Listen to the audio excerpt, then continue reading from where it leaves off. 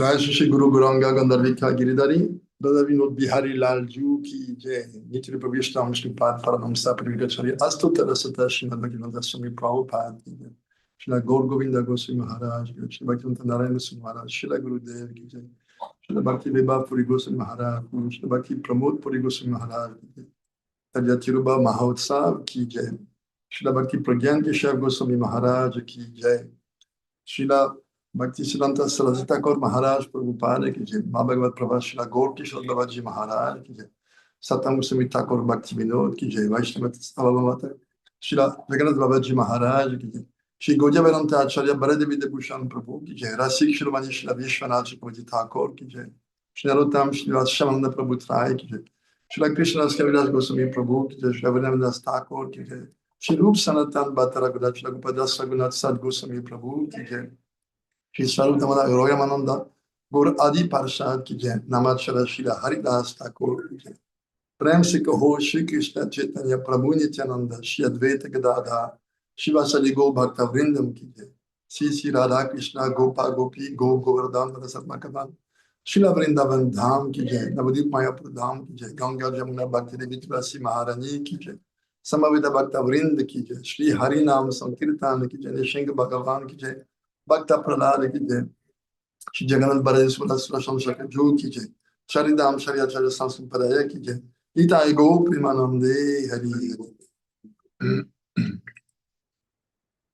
देखिते देखिते बुढ़ी बौवा कबे निजस्तुला परिचाया नयने हेरिबो व्रजपुरे शोभा नित्य चिदानंदमय।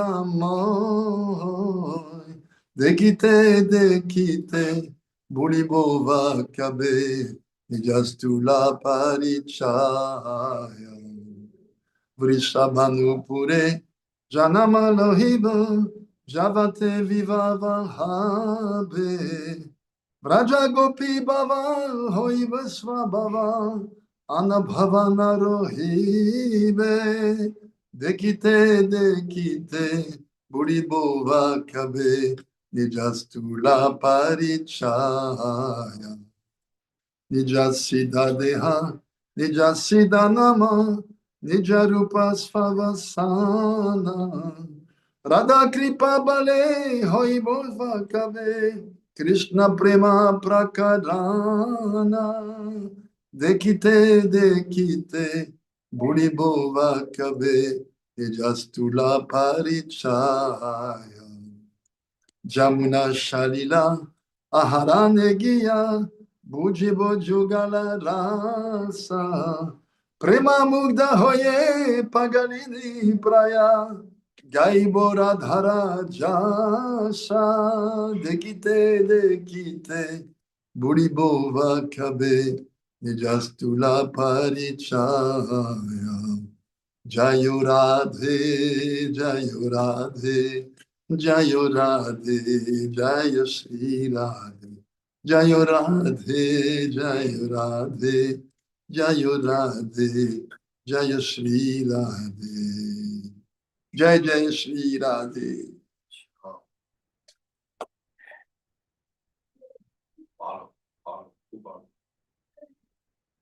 So today we are celebrating the disappearance festival of Srila Bhakti Pramod Puri Maharaj, Prabhuja Charan, the most worshipable one. Now, what can I say? Aprakrita vastu nahi prakrita gocha. The transcendental subjects cannot be touched by those who are not transcendental. But still, to honor him and to purify myself, I will share. I had the good fortune to have a few interactions with his divine personality over the course of years. When I had my previous ashram, I had my eldest son in the group. I would visit him for a few weeks. And then every day I would go to Sri Gopinath Gojamat next to Gopeshwar Mahadev. And Puri Maharaj was there on the veranda, always available. I went with the small children, and he was always so kind, so much available. he would ask, I remember one of my sons, who is now a good Kirtaniya, Raj Mohan, where is Krishna? He said, in your heart. And he said, say Hare Krishna. So the boy said, Hare Krishna. I said, no, he's dancing on your tongue. No, I remember, so sweet, so with his like childlike nature, he could interact with the small children like that in such a benevolent way. And I wouldn't miss a day. I was going every day to see him because it says, Sadhu Sangha, Sarva Shastra Koi, Sadhu Sangha, Sarva Siddhi Hoy. Even one moment of association with a saint can make you reach perfection. What does it mean?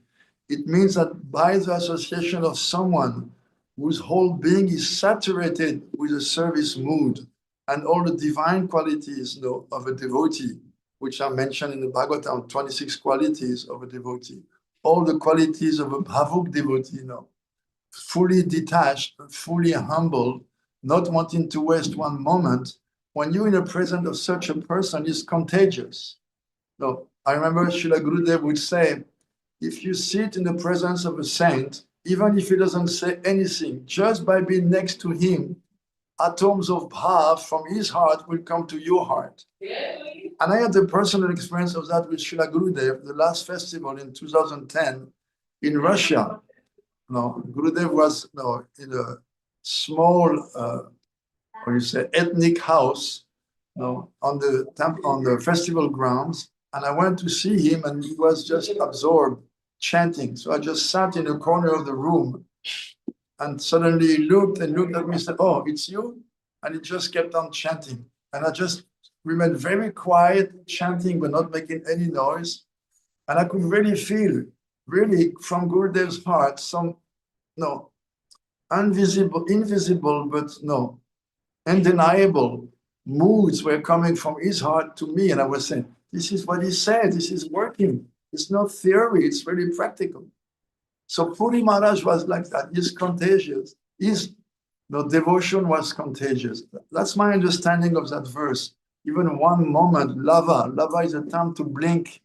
When your eyes are blinking, this is what lava means. So even the time to blink an eye of association with a saint, it can make you reach perfection or put you on the path of perfection. Because definitely when you're in presence of such a person, you really want to dedicate to serve. You really want to cultivate devotion. Also, if you remember, in the Bhagavatam, Jat Bharat, when he meets King Raugan, we treats him like pretty, roughly, making him carry his palanquin, and then chastising him because Jat Bharat doesn't want to trample on the ants. So the palanquin is moving, so the king becomes upset and he opens a window and says, what's going on? And he starts to abuse him. And Jat Bharat, starts to speak in such a way that the king understands, oh, I've made a big mistake, I've offended the saint. And he goes out from the palanquin and gives dandavat, bows down to the sage. And then there is this verse that Jat Bharat is quoting, in which he said, Vina Mahat Padaraja Abhishekam. If you don't bathe your whole body with the dust coming from the lotus feet of a saint, Mahat, then you can never achieve the goal. He's quoting all the different processes of yoga, sankhya, study, taking sannyas, following all varnashram. He said, all that, if it is not crowned by the dust of the lotus feet of a saint, it will not bring you the result. And really, people, sadhus like Srila Bhakti Pramod Puri Maharaj, in my perspective, they just appear in this world and wander about just to give us a chance to get their foot dust and then get on the path of perfection. They have no business here. Sadhus, when they come here, they don't come like us due to the force of our karma, the karma. They come out of pure mercy. Krishna sent them, or they are coming out of mercy. Now, Srila Govinda Maharaj used to say, sadhus, they preach for two reasons. Their heart is melting when they see the suffering of the conditioned soul in this world. And another reason is that they have so much love for Krishna. They're thinking, why should my Lord be deprived of the affection of those souls. They have no other duty except to serve him. Why don't they give him their love? So with those two motivations, pure love for Krishna and compassion for the fallen soul, they go about preaching in the world. Now that is their motivation. And Puri Maharaj was such an emblem of that. No, I think the first time I saw him was for a disappearance festival here. He must have been 98 maybe. And we're talking about someone who was so humble that he didn't have his own mat before he was 90 years old. Everyone wants to open his own temple. No, the young generation, everyone has to have his own mat. He was content serving in the mats of his god brothers. And only when he was, he's born in 98, right? And he opened his first mat in 89. He was 91 years old. I mean, that teaches a mountain of humility right there. I mean, I think it was a personification of humility. That verse, for me, it was really that living verse. Because every time I interacted with him, that was that verse full on. I saw him the first time, I think, that was in Mayapur. It must have been his 97 or 98th birthday. Now, in his mat, Sri Gopinath Gaudiya Nishodhyan Mayapur. And at that time, I had read his book, The Heart of Krishna, which is presenting so many stories to warn against Vaishnava Aparad. So, and then when I read that book, I was inspired to translate it in French. That's my nature. If I find some nectar, I want to share it. So a book like that, immediately I jumped on my computer and started to translate it. And I presented to him, printed in French, and I put it into his hands, for his birthday, 97th or 98th birthday. And he took the book and put it to his head. He said, "You have taken the trouble to translate my book in your language." Oh, and he folded his hand. He said, "Oh, blessings be upon you." And I was thinking, a saint blessing me. I have done also like that for Puri, for Srila Maharaj, but he was already gone, so I couldn't get the direct blessings. When the Puri Maharaj raised his hand like that, I said, "Okay, I have some grace coming upon me, and God knows how much I need special mercy." So that was so amazing of him, so humble. The next time I saw him was in Vrindavan for his maybe 98th birthday or 99th, I forget. And of course, he was the guest of honor. So he was sitting on the Vyasasan, very simple, didn't accept a big structure. And then he started to speak. Just to remember, so much emotion rising up, because he was folding his hands and asking everyone in the audience, "I am begging you, all of you, please give me your blessings so I can become a Vaishnava." Now we're speaking of someone who is born in a Vaishnava family, high-class Brahmins in Bangladesh, what is Bangladesh now, who from his young age was worshipping deities even before being initiated, who joined Saraswati Thakur very young.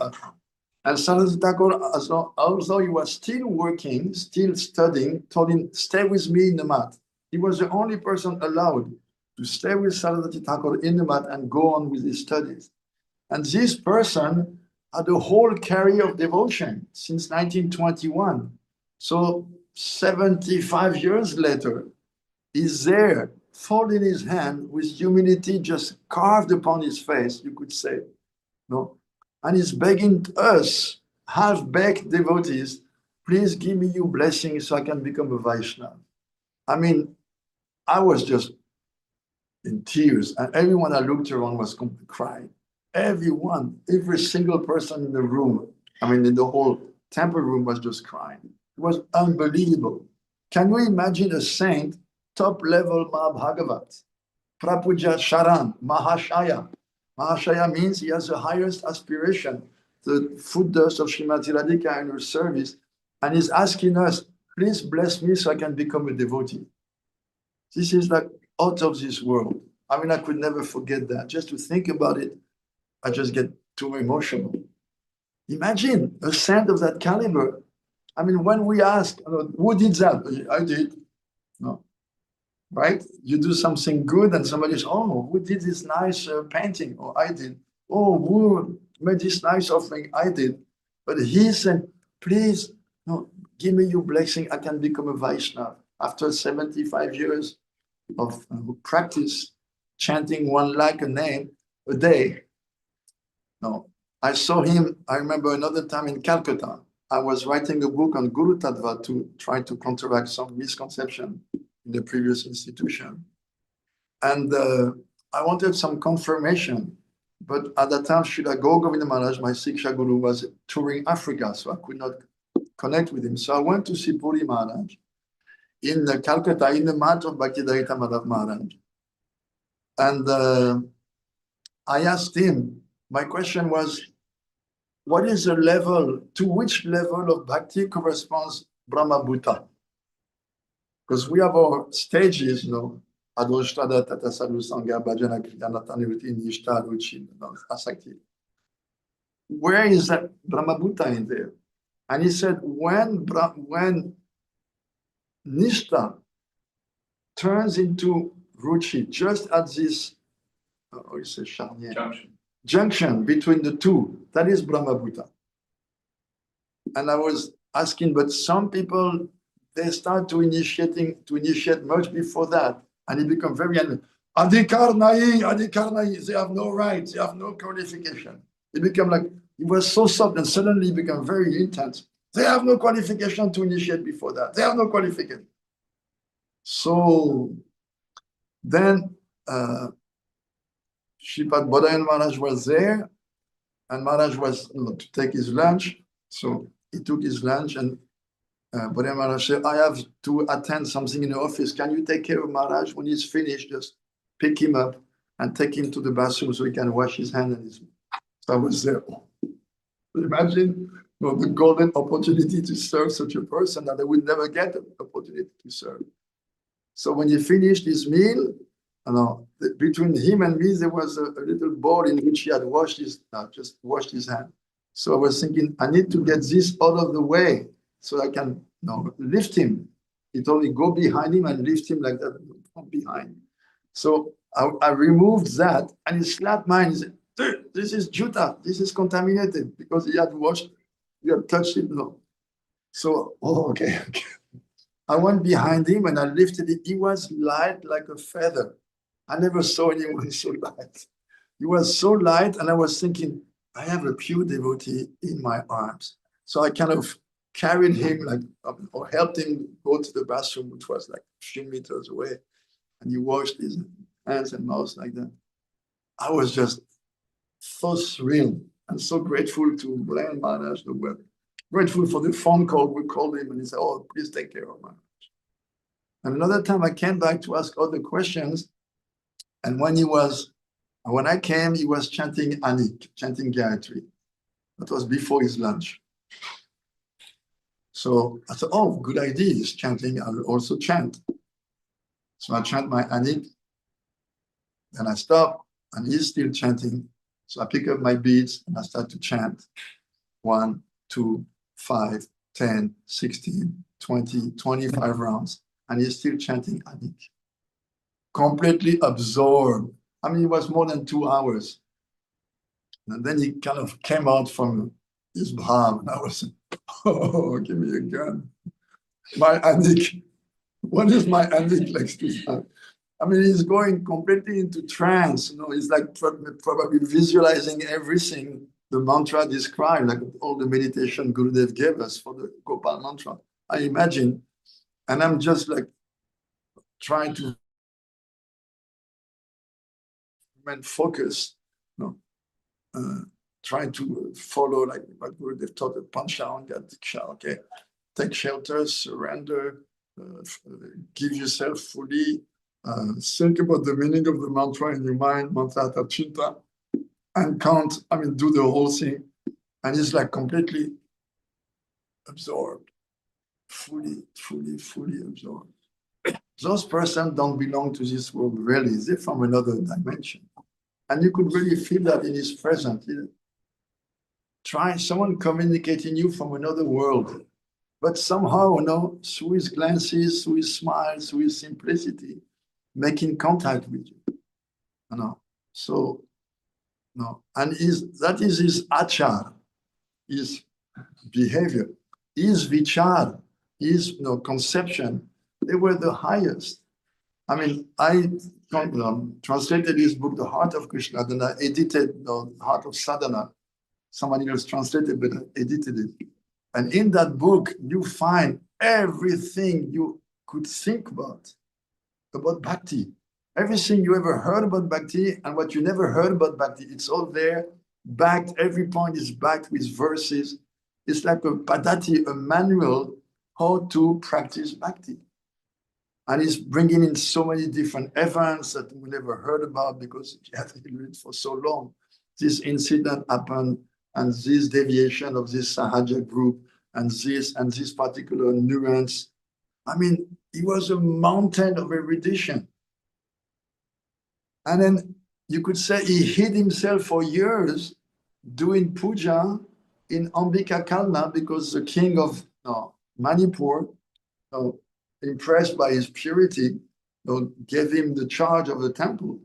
So I think he spent 10 or 15 years there, completely unknown, just doing the puja of the temple in Ambika Kalna, there, small village in Bengal, famous for the deities of Goridas Pandit, Nitai Goranga. So he was completely, not looking for any recognition. And I don't know which someone maybe found that gem and brought him out. Or, I don't know how it happened. But it was just so amazing. If you think about his trajectory, serving so faithfully from the beginning, he was working in the press, for Saraswati Thakur, checking, writing articles. And he developed such an amazing amount of knowledge that when you read, I mean, it's like solid food, you put, like we do in France, or you put your apron around you, and then you fork and you spoon, and you have a meal, a full meal. I mean, every page is like a full meal of spiritual knowledge. It's like unbelievable. And the book is a pretty fat one, big and fat book. Everything is there about sadhana. Not letting any stone unturned. You say like that? Not leaving any stone unturned. It's just amazing.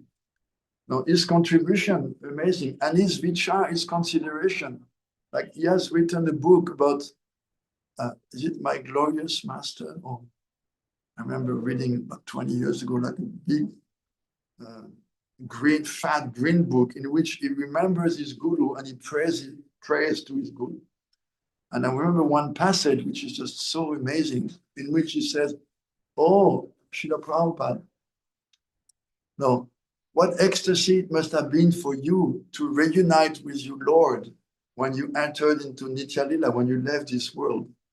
And he said that your ecstasy is nourishing us all. And I was saying, I mean, only someone with the highest level of devotion can have this insight into his guru's heart and present it to us like a very delicate mango that we hand down, from hand to hand, handing to us those gems. This book is just full of gems. I remember, whenever I read a book, I do something. I underline everything I like. When I finish, I read again only what is underlined. And when I finish, I take a notebook and I copy about 60, 70% of what is underlined. And I have like a shelf like that of such notebooks. And when I read his book, which is fat like that, I practically copied alpha. I mean, so many notes.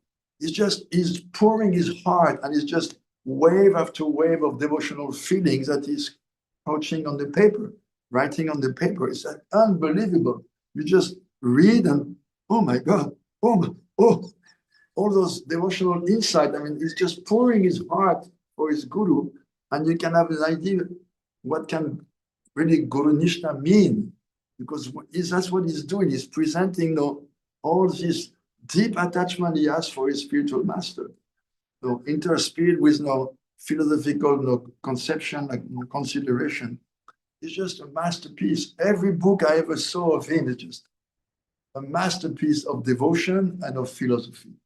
And so on such an auspicious day, I offer my Shala Pushpanjali at his lotus feet, pray that his blessings and the blessing of other Vaishnavas, I may always remain engaged in devotional service in association of higher class devotees like His Divine Grace. Srila Bhakti Pramoda Puri Goswami Maharaja Ki Jai. Say more about his activities like the Dainya Prakash and stuff like that. You mean the printing?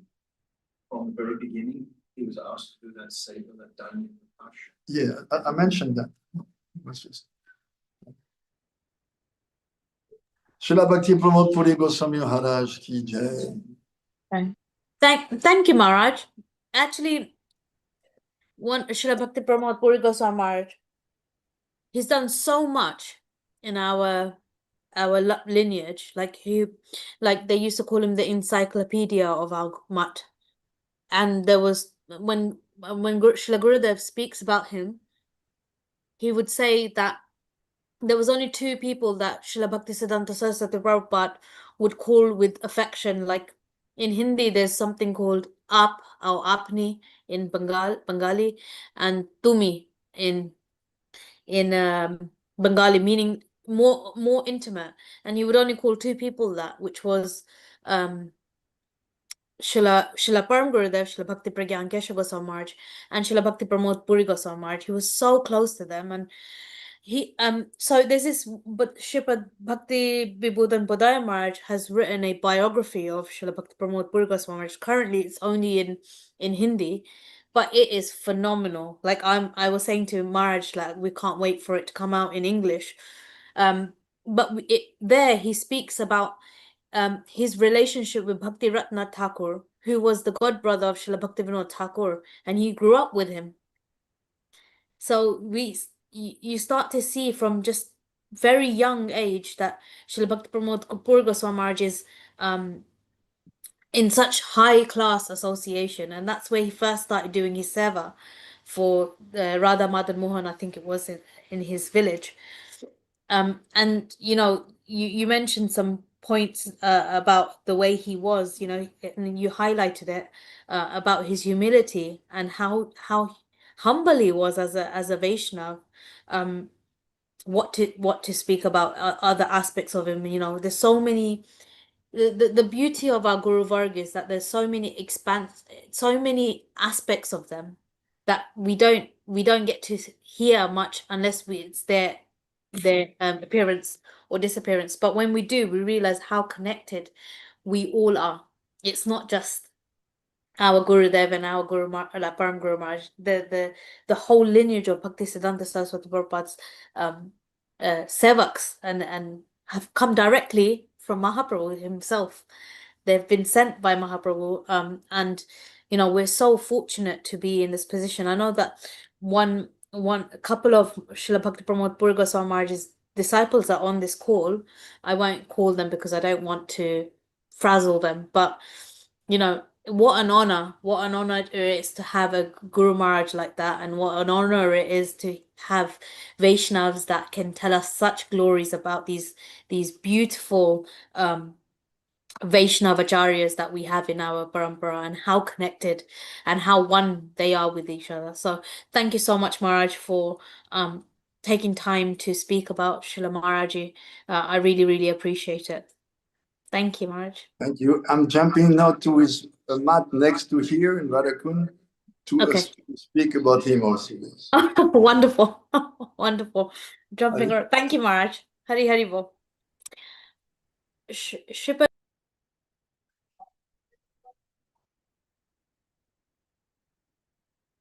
Which is muted. You're muted, sorry. That would help, wouldn't it? I was saying, Maharaj, that I don't see Sripad Bhaktivedanta Vaikanas Maharaj on the call just now, so perhaps you could start. And then I will try in the meantime try and download the video for Shamarandi Didi. Is that okay? Okay. But you're on mute. Oh.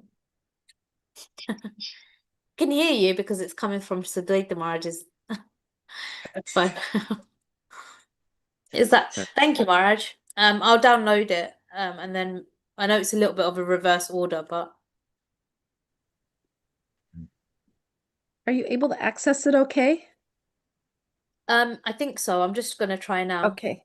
Haribol. Gurave Gauda Chandraya Radhikaya Dinale Krishnaya Krishna Bhaktaya Tada Bhaktaya Namo Namaha.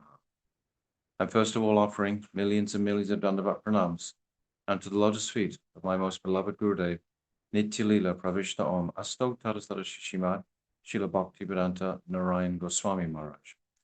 And again, I'm offering millions and millions of Dandavat pranams unto the lotus feet of our most beloved Nitya Lila Pravishta Om Asto Tadasara Srimad Srila Bhakti Vedanta Swami Srila Prabhupada, and all our glorious Vaishnava and Vaishnavi Acharyas, especially today to Bhakti, Srila Bhakti Pramoda Puri Goswami Maharaj. Maharaj, that was such nice pravachan. Thank you. Really, really beautiful. Srila Vaishnavi Maharaj just has to leave for another program. So yes, all my heartfelt Pushpanjali to Srila Bhakti Pramoda Puri Goswami Maharaj, and all the Vaishnava and Vaishnavi devotees to the Lord, my Dandavat pranams to all of you. Vanchakalpatarubhyascha, Kripa Sindhavevacha, Patitanam Pavanivyo, Vaishnavevyo, Namo Namaha. So yes, that was a very heartfelt, moving Pushpanjali for Srila Bhakti Pramoda Puri Goswami Maharaj. I was remembering in 1999, the disappearance year of Srila Bhakti Pramoda Puri Goswami Maharaj. And we were in the Rup Sanatan temple with my Gurudev, and we got the news. And my Gurudev he just went into a deep revere, a deep mood of, he just disconnected with the whole group of devotees for a few minutes. And you could see he was in profound separation mood from this extraordinary personality who endeared himself to all the Vaishnavas, just like we heard the other day about Bhakti Madhav Maharaj. And Srila Pramoda Puri Maharaj was even more so, just endearing himself to all the Vaishnavas, even though there was so much friction, etc., and sort of sectarianism going on. But still, these stalwarts, imbued with the quality of the most significant humility, were demonstrating their qualities to the world at that time. So great fortune that at this last day of our Kartik Parikrama, we have the fortune to remember such a remarkable personality and try in some way to emulate those qualities which are the highest aspect of our path. In fact, without the embodiment of that quality, we can make no progress whatsoever. As Shuddhavati Maharaj was saying, when we try to put ourselves forward most of the time in our lives, and this is our disqualification, but it's the example, the real living example of this divine humility that will soften our hearts and take us to a higher state of consciousness without doubt. Srila Bhakti Pramoda Puri Goswami Maharaj Ki Jai. So today we're going to Javata, and we're going to Khadiravana.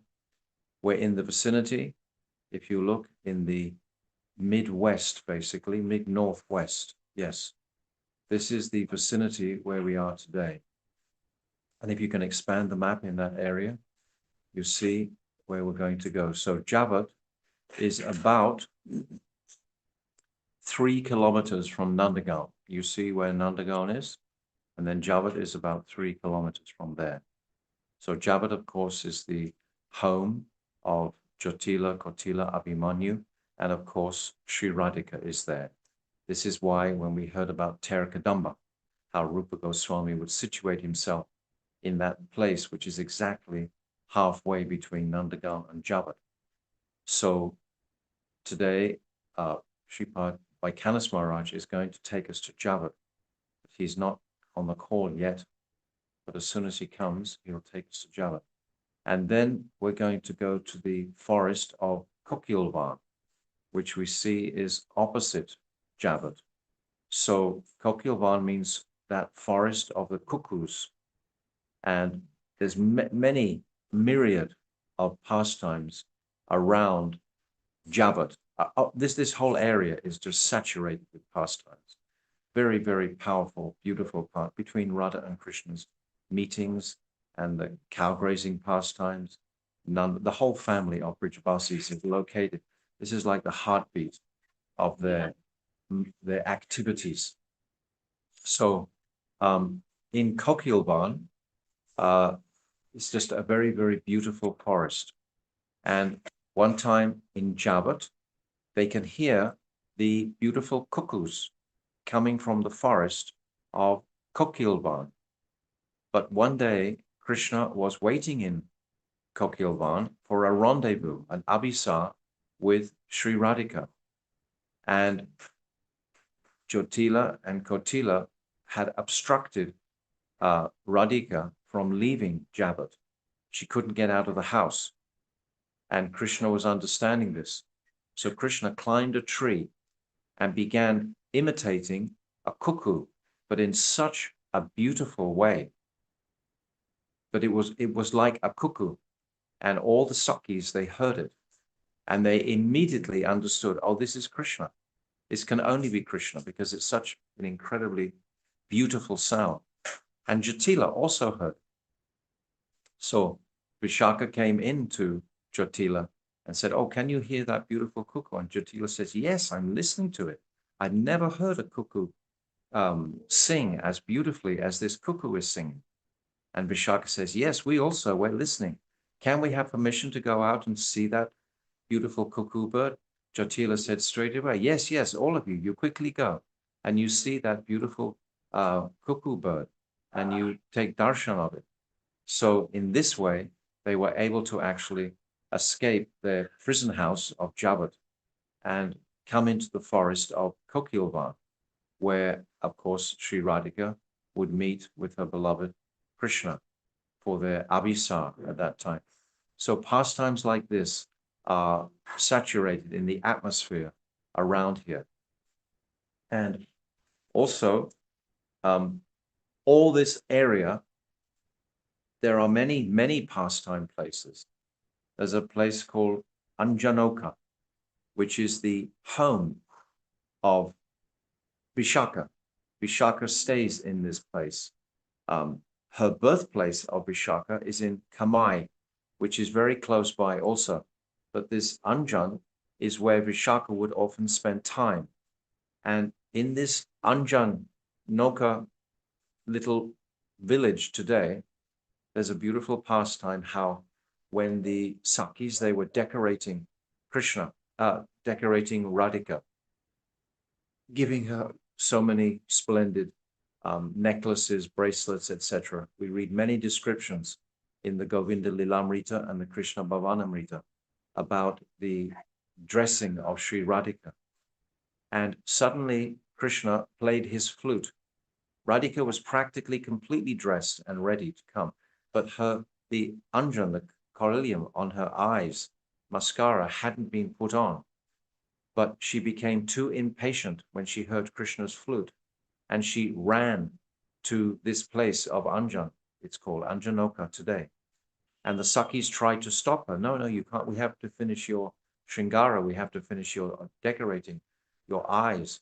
So when she arrived, she didn't have her coryllium on, her eye makeup on. And Krishna immediately embraced Radhika, but he noticed straight away, oh, where is your Anjan around your eyes? I will do it myself. So one Manjari had the brush, etc. And then Krishna himself, very beautifully, he performs this decoration of Sri Radhika's eyes at this place. And this is called Anjanoka. And it's the place where Vishaka has many of her pastimes, and it's close to Vishaka's home.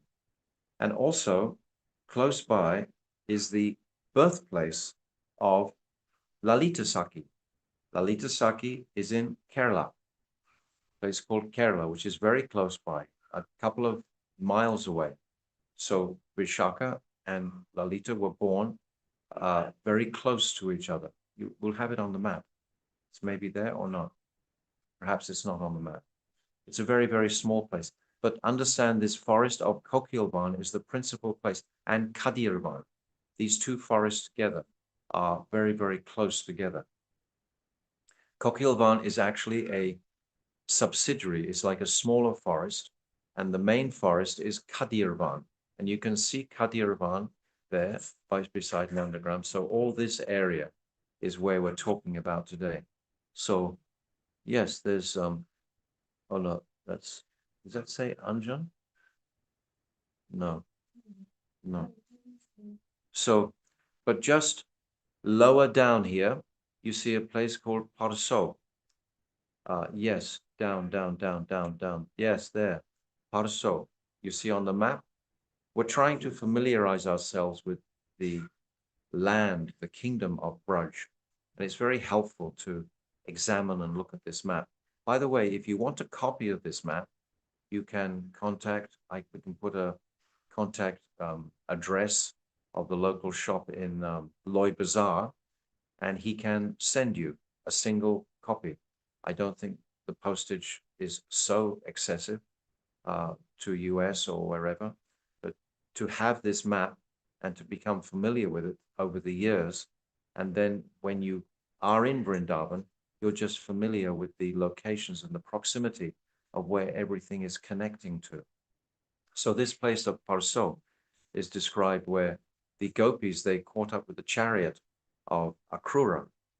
Akrura actually takes the chariot out of Nandagam, which is Uddhav-Kyari. But when he comes to Parso, the gopis are still following this chariot.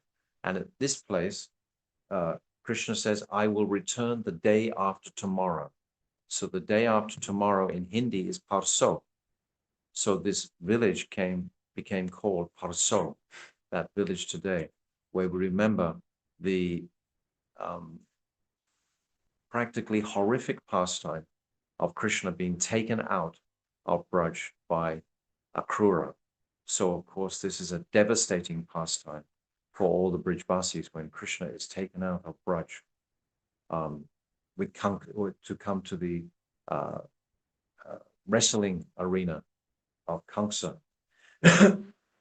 Also very close by, Yashodhari, if you're there, you can interrupt me whenever Vaikanis Maharaj comes on the screen, and he can begin his guitar and I can finish up, because we're sort of going against the order, so to speak.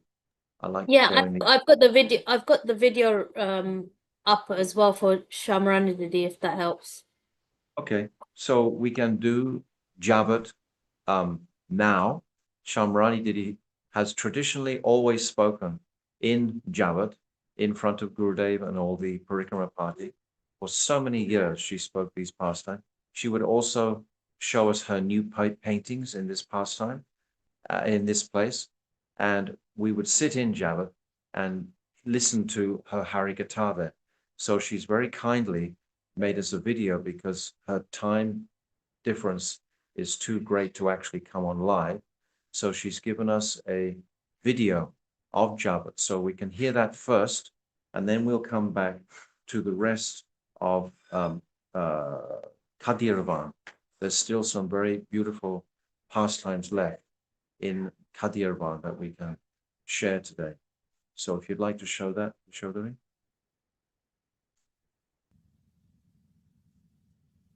You can see my screen, right, Maharaj? I can see Shamrani. Okay. I can hear her.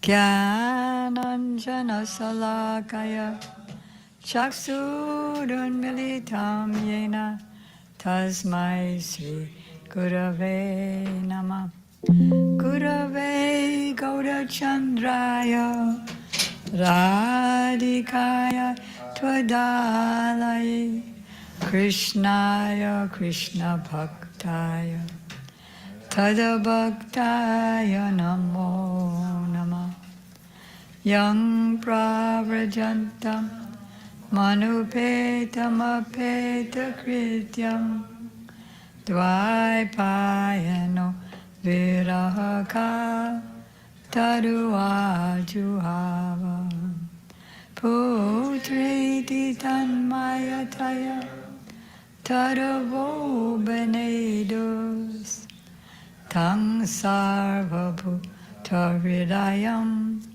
Munimanatosmi Bhaktya Vinay Aparadalakshay Chiptasya Kamadi Tarangamadi Kripamaitvam Sharanam Prapadyam Brinde Namaste Charanarvindam Tavaivasmi Tavaivasmi Najivamitam Vila Iti Vigyaya Radhe Tam Nayamam Charanantike Angashamalim Chatabirabito Mandi Kritendi Varam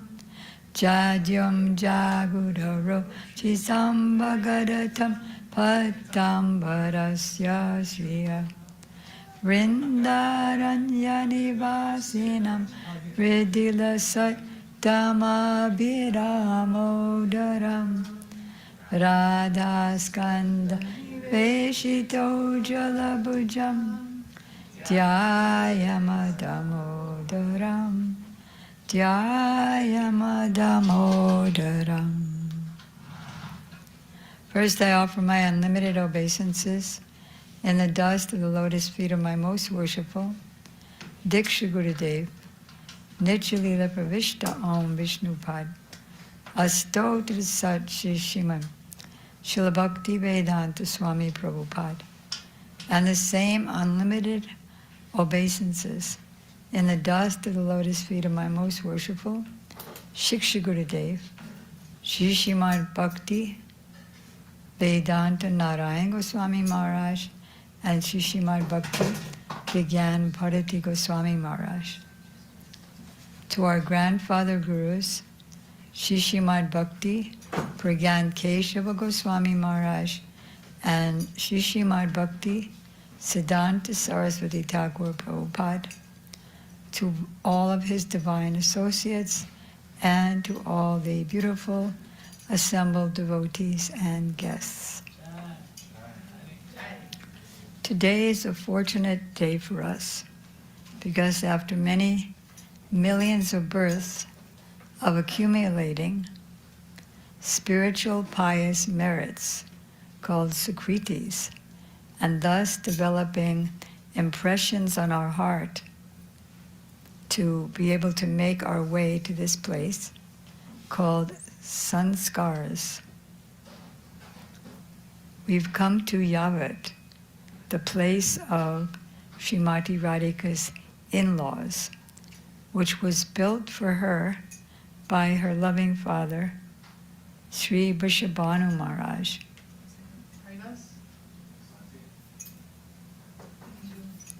So here in Yavat, I think I need to record this separately.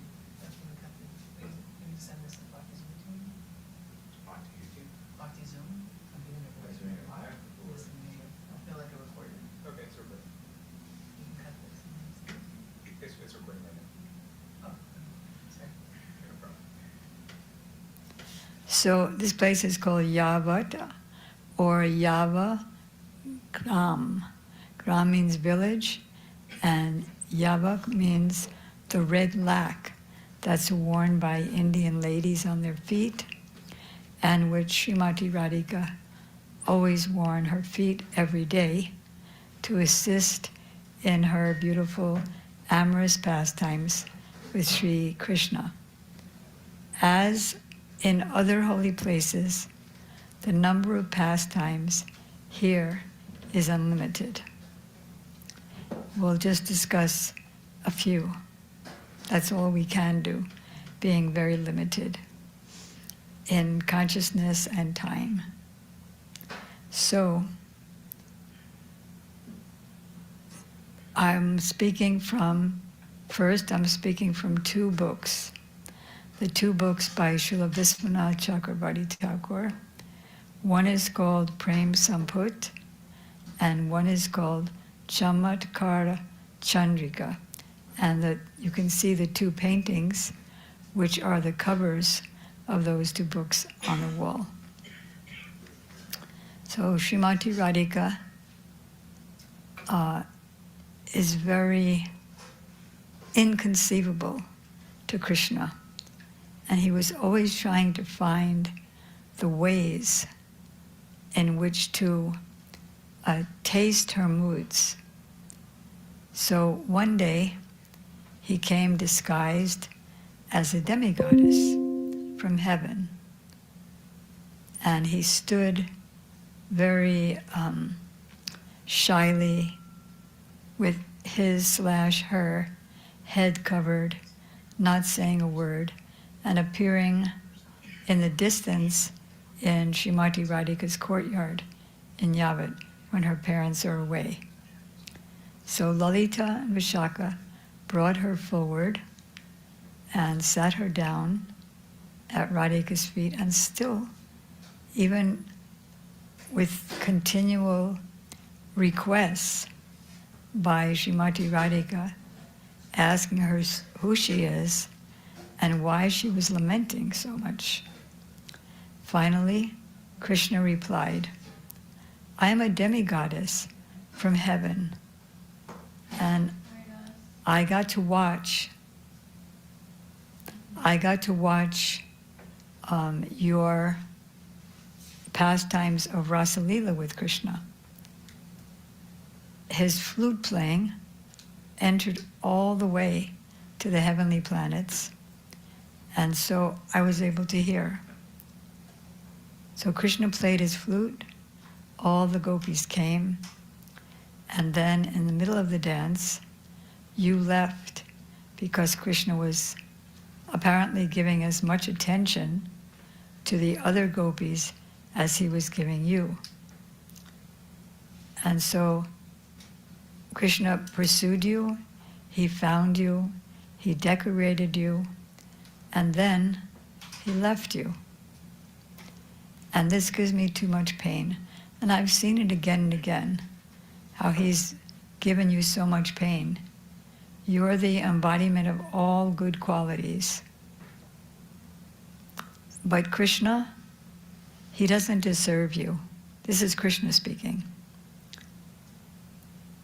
He doesn't deserve you. He's a debauchee, he's unchaste, and so you shouldn't have anything else to do with him. And so, Radhika, I'm making a long story short.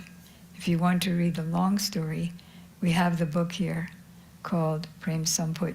Prem Samput means Prem is Radhika's highest love, and Samput means a locket.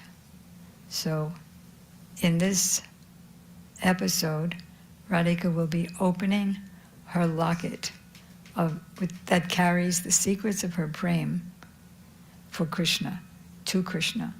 Because otherwise, when she's in front of Krishna, she plays the perfect role of a left-wing gopi, meaning no, and giving him all kinds of reasons why she didn't want to have anything to do with him, either by man or because he just committed the sin of killing a bull before the making of Radhakund.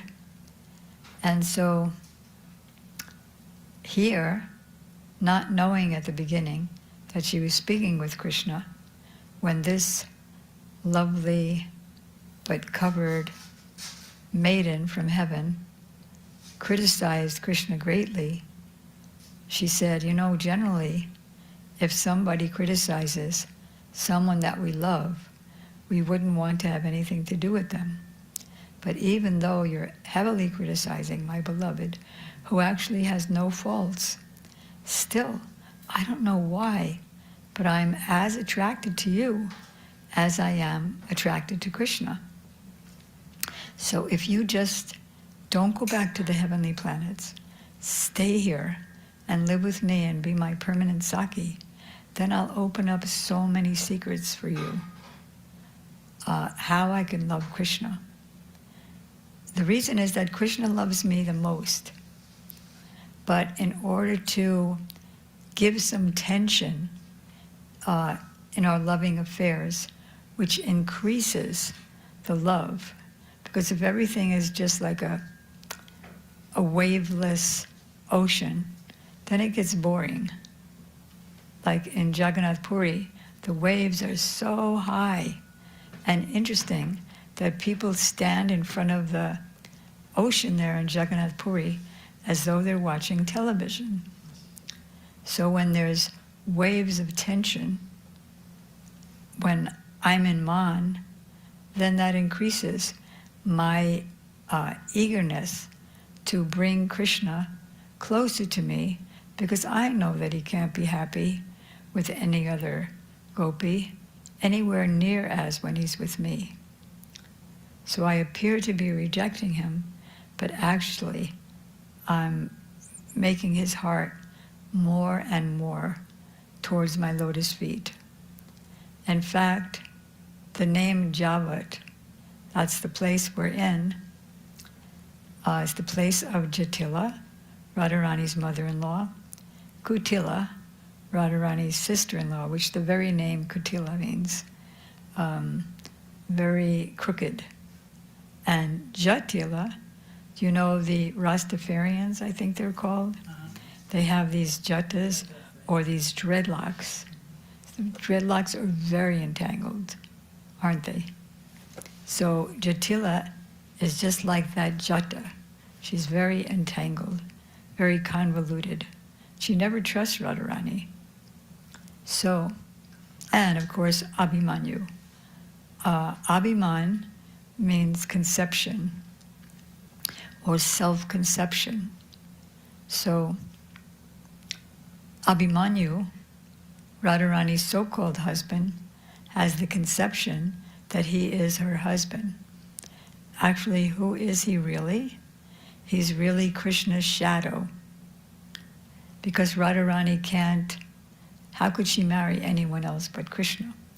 Also, the marriage was quite false, because Yogamaya arranged it, that is Krishna's, the embodiment of Krishna's pastime, potency, all the pastimes together in one beautiful form, becomes Purnamasi Yogamaya, the elderly but lovely guru of everyone in Vrindavan.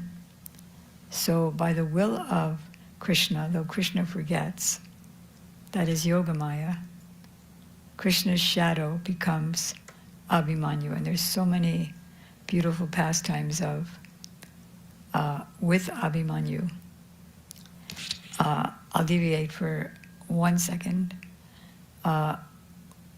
Once, Krishna, in the disguise of Abhimanyu, which is easy because Abhimanyu is his shadow, he went home to the house of Jatila, and he said, you know, because Abhimanyu was going there to complain about Radha and Krishna being together. Complained to his mother, he wanted to go and get Kamsa, the government. So Krishna disguised as Abhimanyu, and he could do a perfect imitation of his voice and everything else. He went home and he said, as you know, I'm the real Abhimanyu, and there's a fake Abhimanyu coming. So just send him away. And when the real Abhimanyu came, then Jatila was blaspheming him and calling him all ill names and telling him to go away and never come back. So he just thought that his mother had become deranged. but he forgot the incident. So back to our original pastime. Krishna was told by Srimati Radhika that actually, even though it appears that I become bewildered and distressed when Krishna's late because he's with another gopi, actually, Krishna and I are not only, we not only know each other's minds and hearts, but we are one. Just like one lotus stem with two flowers, a yellow flower and a blue flower coming from it. So, or one soul with two bodies. And then this demigoddess said, well, if Krishna and you are one, then if you just meditate on him right now, he'll immediately appear before you. So Radharani thought, well, what if it doesn't happen? Then I'll be embarrassed, but I'll try anyway. So she meditated on Lord Narayan, that if Krishna and I are one, let him manifest before me now. And if there's a delay, then I'll know he was stopped perhaps by another gopi, but he's hurrying up. So then Krishna, that is the demigoddess, he immediately took off his demigod clothing, and there he was as Krishna.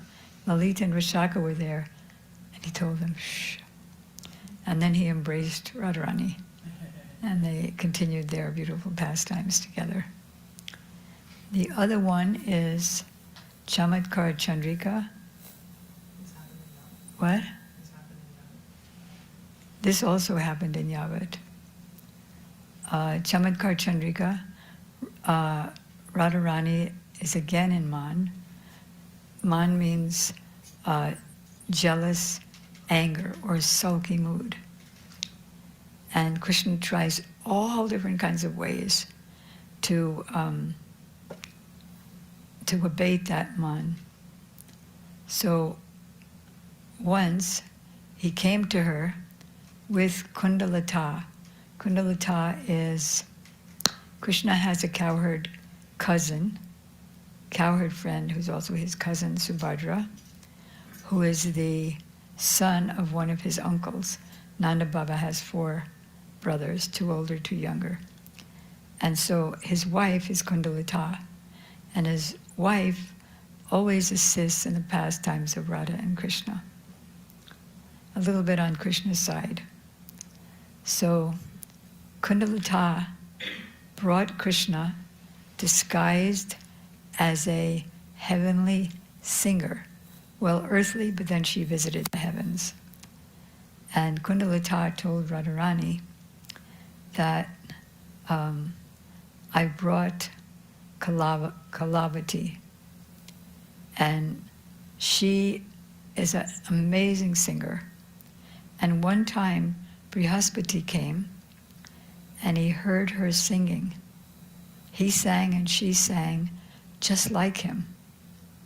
And he became overwhelmed, and he decided, you see, if Krishna is the origin of everything, then he's got to also be the origin of the biggest liar.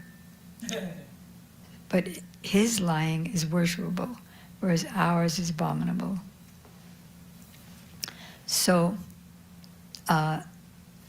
Brihaspati decided, I must train this girl, she has so much talent.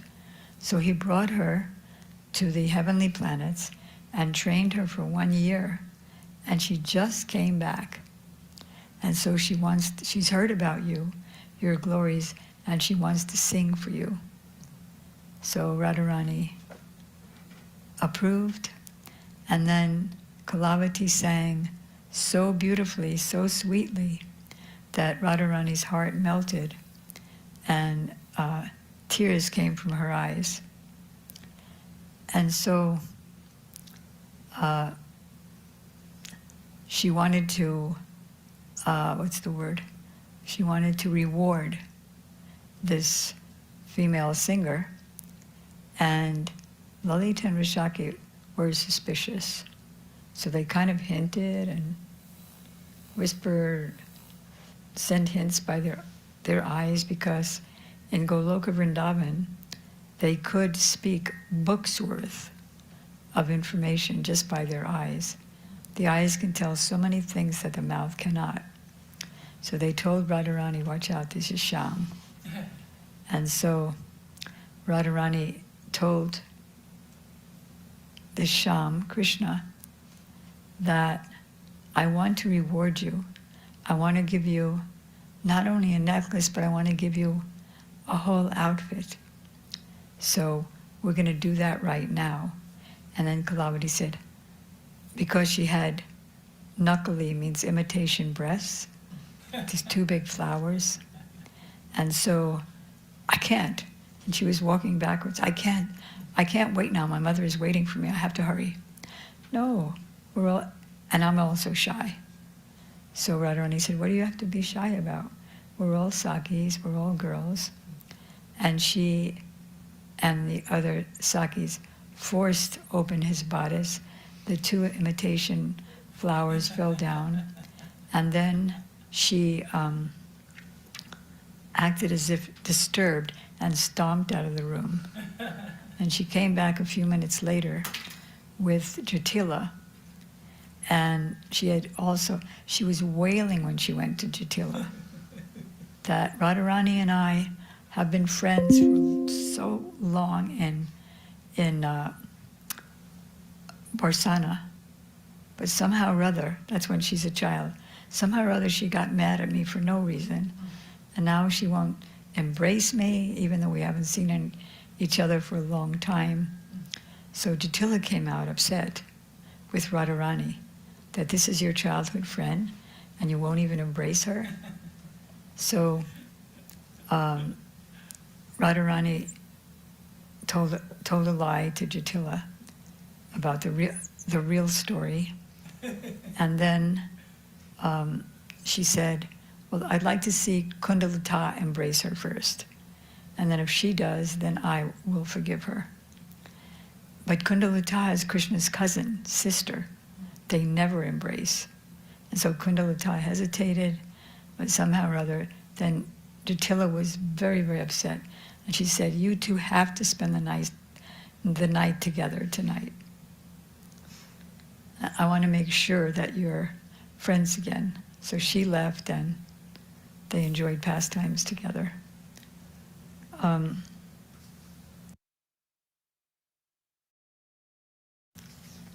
One time,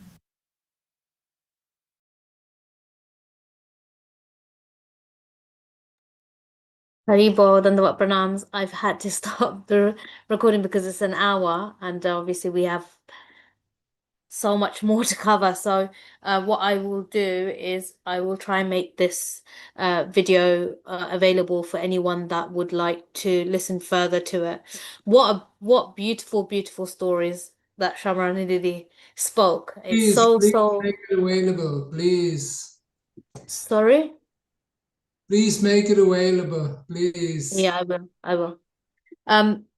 So I've obviously would love to play more of it. Unfortunately, not able to do that right now. So what beautiful stories that have been spoken in Javat. What a wonderful place, Gurudev. When you go up into Javat, into Srimati's room, her escape room, there it says that this is where the maidservants live, or something like very beautiful like that. And Gurudev would be very grave in these places as well. So thank you to Srimati Shamrani Didi for just being so excellent and exquisite in her Harikatha. We will now continue moving forward in our program with Shripad Chirandi Maharaji. Haribo Maharaj.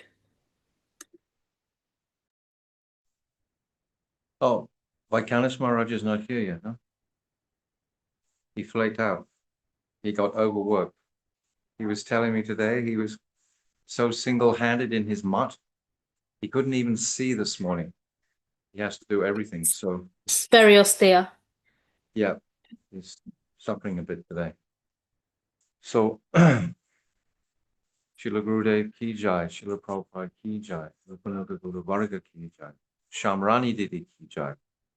Very good, very good. Beautiful to listen to Shamrani Didi describe these, because of course she's been involved in the paintings. So when you get involved in painting these pastimes, then you have to get so immersed in them to actually bring out the speciality, etc., of the pastime. So where she's painting these pastimes, she's listening to these pastimes at the same time, so they get it ingrained within her. So very beautiful to listen to. So this is still in Javata, but we've already touched on Kokilavana.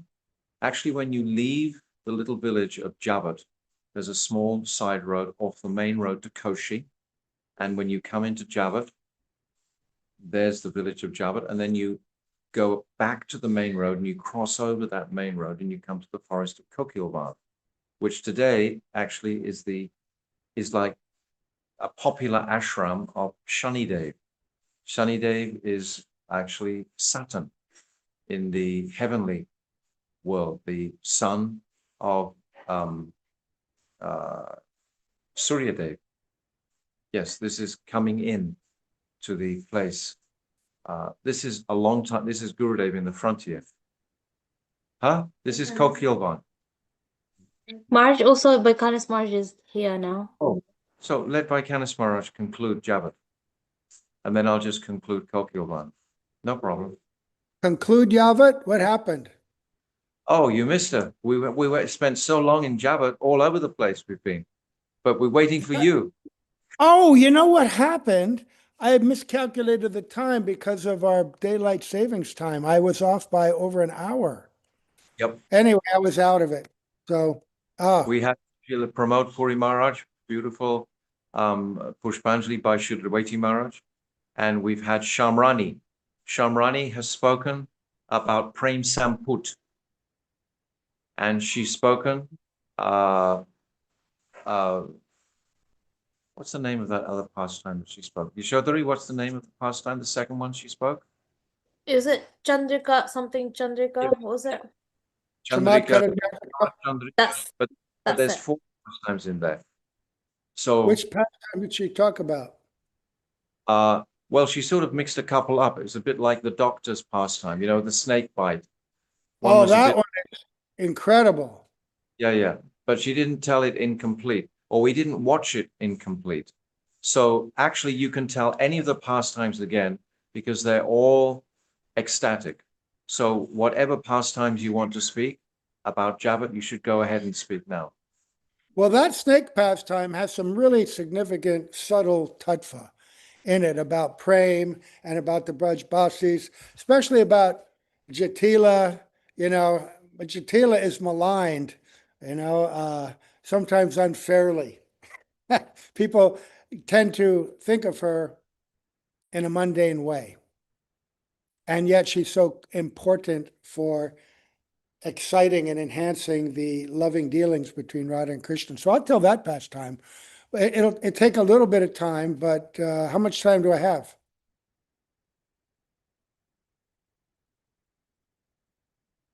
Can't hear you. You have about 20 minutes, Maharaj. Well, I'll do my best here. Okay.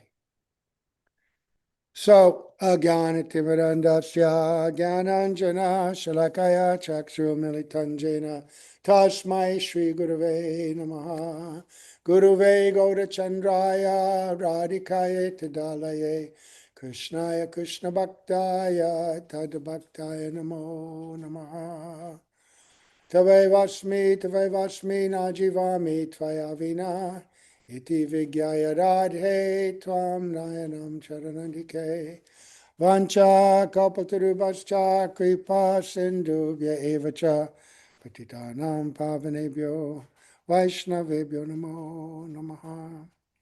Okay, so we'll offer our most humble obeisance to the lotus feet of Srila Prabhupada, Srila Gurudev, all these Sama Vaishnavas, Vaishnavis, and on this last day, hear this extraordinary pastime. But it has to be heard and understood carefully. I remember one year when we were in Govardhan, and a play was put on about this pastime, and it was young girls who kind of wrote it themselves and then acted it out. But there was some mood in there that Gurudev did not appreciate. And he said, you have to be very careful when you discuss these pastimes. They're very high. Don't let any mundane sentiment, emotion, or conception enter into it. Otherwise, you completely disturb your own heart and the hearts of those who see it. And I remember watching that play and thinking, anyway, not to criticize, because I've done things like that myself, and Gurudev has criticized me in public to correct me, which I deeply appreciate. But this meeting of Sri Krishna disguised as a female doctor is really amazing. So I'm going to kind of follow the text that of Vishwanath Chakravarti Thakur, and so we won't miss anything. And I'll go as quickly as I can. So he begins by describing Srimati Radhika's love. That even though she tried to hide it from her mother-in-law, the symptoms were very apparent. And Jatila was quite aware of that and was becoming quite anxious. And talking with her daughter, Kutila, she's saying, listen, my dear daughter, I'm not able to protect Radha from that Krishna. What shall we do? She thinks that somehow we have to prevent Radha from leaving the house for any reason. And at the same time, we should never let this Krishna come anywhere near our home. We have to be alert. And then Kutila says, but every day Radhika goes to the house of Jashoda to cook for Krishna without fail. And they were feeling a lot of social pressure to do that. And then Jatila now is saying, no, you go to Vajeshri, Mother Jashoda, and tell her, from today on, my daughter-in-law will not be leaving the house. Rohini can cook. But Mother, Kutila says, Vajeshri will surely say, but Sri Radha has been given a boon by Durvas, that whatever she cooks, all their obstacles will be removed. They'll be healthy. They'll have a long life. Everybody loves Krishna in Vrindavan. How will you deny this opportunity? How can you say no? And then Jatila says, oh, then you should just say to her, oh, what if this Durvas comes tomorrow and says, or the day after, and then whoever Radha touches will have a long life? What then? Should my daughter-in-law go around and touch every man in the village? So now she's insulting Durvas also and minimizing the importance of his boon. So you're so learned, Mother Jashoda, she's giving the argument. What kind of moral code states that any well-bred girl may go to another man's house and cook for him? This rumor is spreading all over Vrindavan that Radha and Krishna are meeting secretly. How can I tolerate that? I have affection for my daughter-in-law, for her reputation. Don't you have that same kind of affection for your son? Maybe we can send sweets over, but she's never coming again. And now you have to think, why is she saying that? It seems like she's opposed to Krishna, opposed to Radhika. But remember, everything in Vrindavan, it's a stage. All the devotees are dramatic actors on the stage. They have a role to increase the loving dealings and the prem between Radha and Krishna. So she appears to present these obstacles, but if you read this book, this Chamatkara Chandrika, you'll hear that this just gives Krishna an opportunity to be even more clever and even more delightful in his pastimes. And Radhika and her friends also, to deceive and trick Jatila. It adds so much flavor to it. And what's her motive, Jatila? Her motive, she loves Radhika. How is it possible that anybody in Vrindavan could become the mother-in-law of Srimati Radhika? Unless she's a very special person, right? Very special kind of love. But by Yogamaya's influence, she has this role, right? And her main mood is to protect my daughter-in-law. And so, and Kutila, when you hear these other pastimes, they both are always thinking of Krishna. That can't be denied. This is Vrindavan. Everybody in Vrindavan loves Krishna. They may hide it, but they love Krishna. So, Radhika's in such separation. Her Sakis make her a bed of lotus petals. They cover her with sandalwood paste and camphor. It dries up immediately. The camphor and the sandalwood cracks. So she's unconscious on the bed of flowers. Danishta comes, sees that condition, and says, oh, he talks to Lalita. Krishna didn't get breakfast from Radhika this morning. He ate, but he was not enjoying it in the same way. Everyone could see that. And so Mother Yashoda is very sad at heart. But I'll come tonight if you can have Radhika make some sweets, right? We'll take them over. But look, Radhika, she's unconscious. How could she make sweets? So Danishta goes over to her and whispers in her ear. Radhika's lying there completely unconscious. In this 10th stage, of separation and prema, it appears like death. But she whispers in her ear, look, Krishna is standing right before you. Radhika immediately hears this, sits up, fully conscious. And then Danishta explains the situation, and that Krishna needs her prasadam, her offering, her loving offering. So immediately, she's just burning in the fire of separation.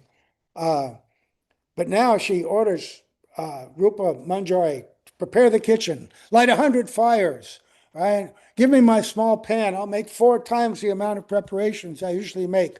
And she goes into this roasting hot kitchen, but the flames to her are like cooling now because she's absorbed in thoughts and love and service to her beloved. So see the function of prema, what it can do. Right? In separation, she can burn up and be so hot, nothing can cool her. But as soon as she has her service and her sense of connection, nothing can overcome her. Right? And we can take that lesson also. We also have so many obstacles. What do? We should always take shelter of our service and the direction of our Guru Maharaj. So, Vishwanath Chakravarti Thakur says, how can anyone understand such prema? All right. And how can you even understand anyone who is in that state? So, then they go with that, and then just before leaving, Danishta whispers into the ear of Lalita, and they make a plan. And so that evening, Vishaka appears before Jatila, and she's weeping and wailing and rolling on the ground, and tears are coming out. Jatila, what's wrong? And she says, oh no, Radhika's been bitten by a snake, a serpent. It was in the dark. She saw a beautiful jewel in the bushes. She thought it was one of her own. When she reached out, a serpent bit her. And now she's lying, half unconscious, and possibly near death. So what's Jatila's reaction?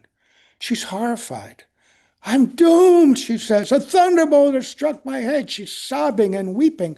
She runs to Radhika's chamber. Radhika's lying there trembling on the ground. When Jatila sees her daughter-in-law, she's wailing loudly, pounding her breast with both hands. Oh, my daughter-in-law, quickly.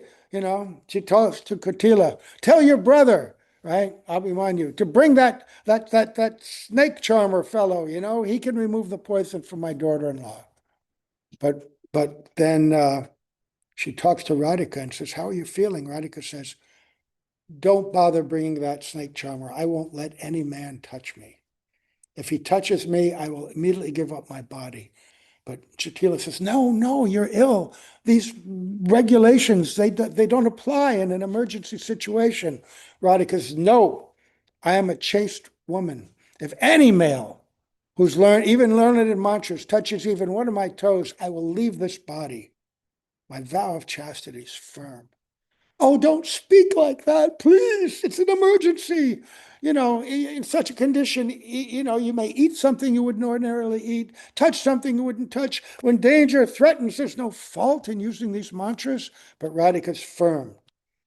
And this is interesting because now she's always being challenged and criticized for lack of chastity. Now she's showing her that even in the face of death, I will not violate my vow of chastity. because she doesn't want any inappropriate male to touch her, which is correct. No male can touch her, only Krishna. Even Abhimanyu can't touch her. So hidden within that is that statement, I am chaste. She's chaste to her upapati, right? The highest chastity to Sri Krishna.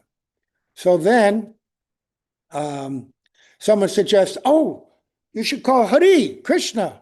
Look, he tamed Aghasura. He tamed Kalia.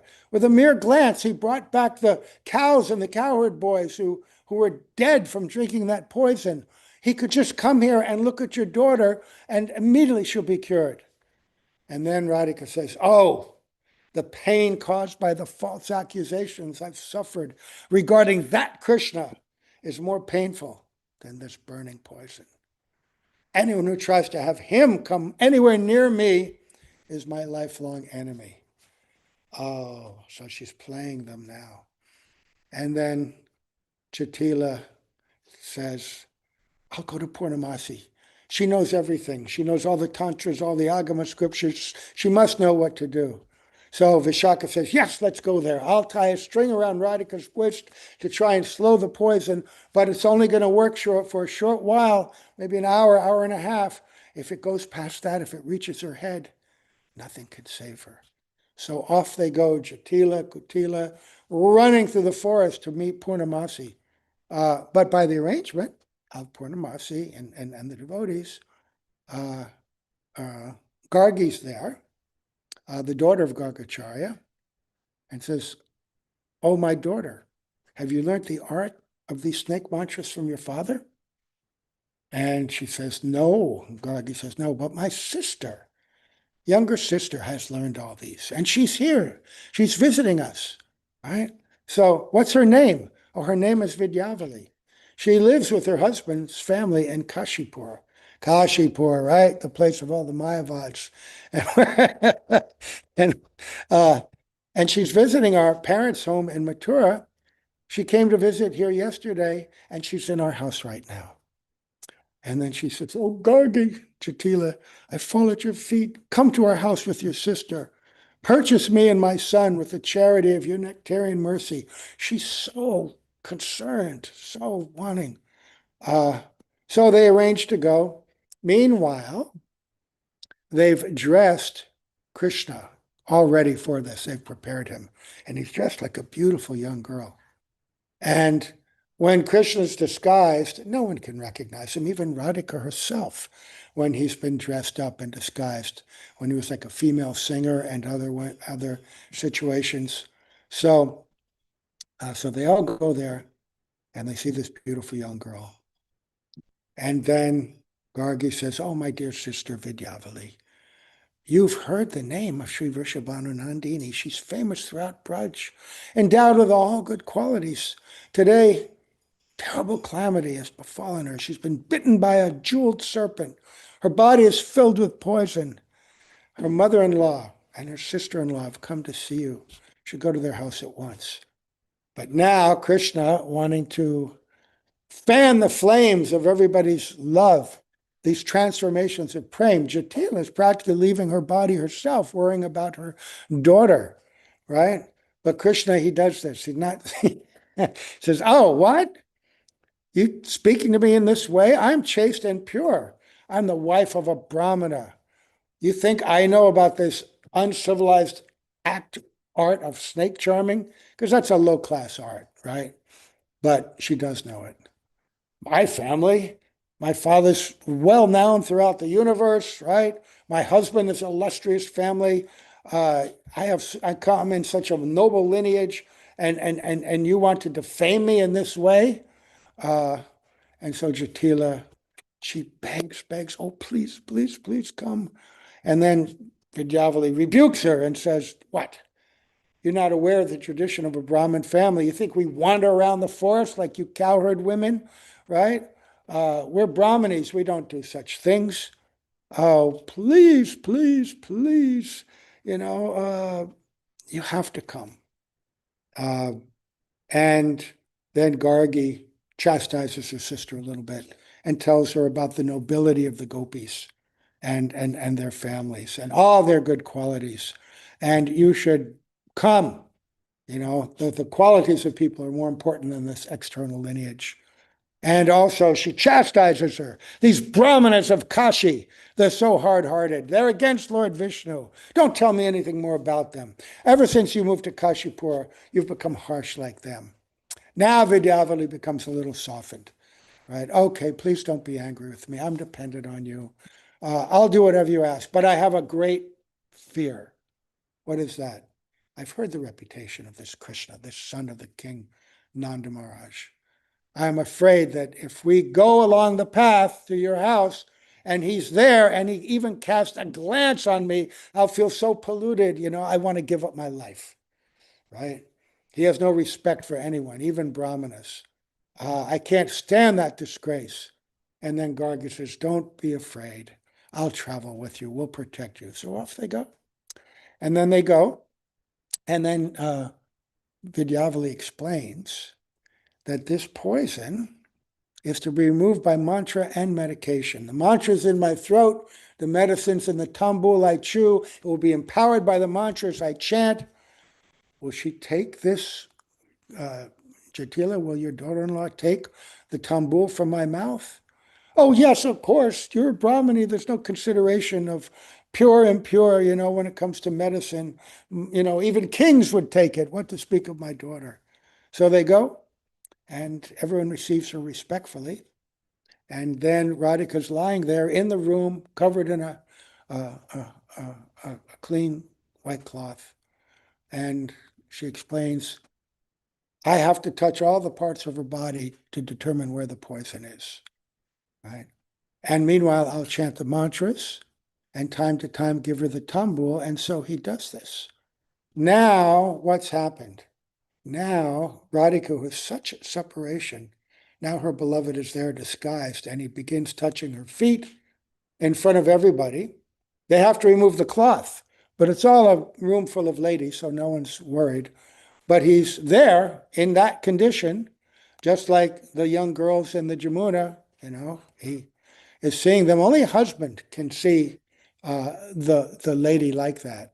And now he's seeing her like that. He's the Upapati. But this should be understood and regarded with great reverence. These are the transcendental forms of Radha and Krishna, but he's giving us an insight.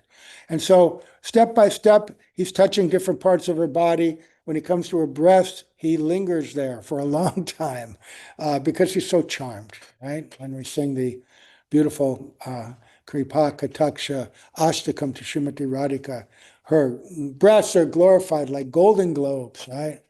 And then Krishna says, oh, there's a problem. Somehow or other, I can't remove the poison. You all have to leave the room. I'm going to call the snake and have him come and remove the poison. I have to find out why he did this, and he has to come personally to remove the poison. So they all leave, but they hang outside the door wanting to hear the conversation. So inside, Krishna is alone with Radhika. And he speaks in the voice of Vidyavali and the snake. So then the snake comes. And then Krishna begins to talk to him. O king of snakes, where have you come from? In the beautiful female voice. The snake replies in its snake voice, harsh. Ever hear a snake? They're so harsh, their sound. From Kailash. On whose order have you come? From Lord Shiva. He ordered me to come here.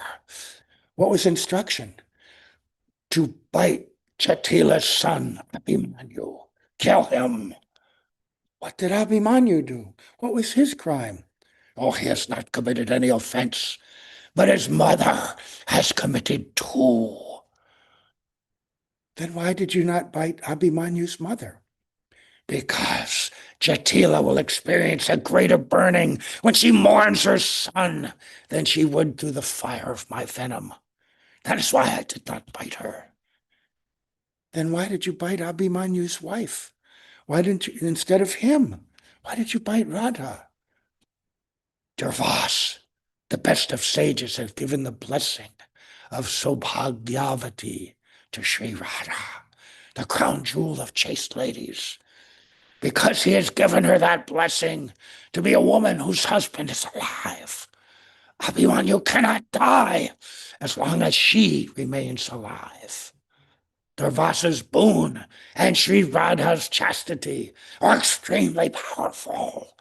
That is why I cannot kill Abhimanyu without first biting Sri Radha and killing her.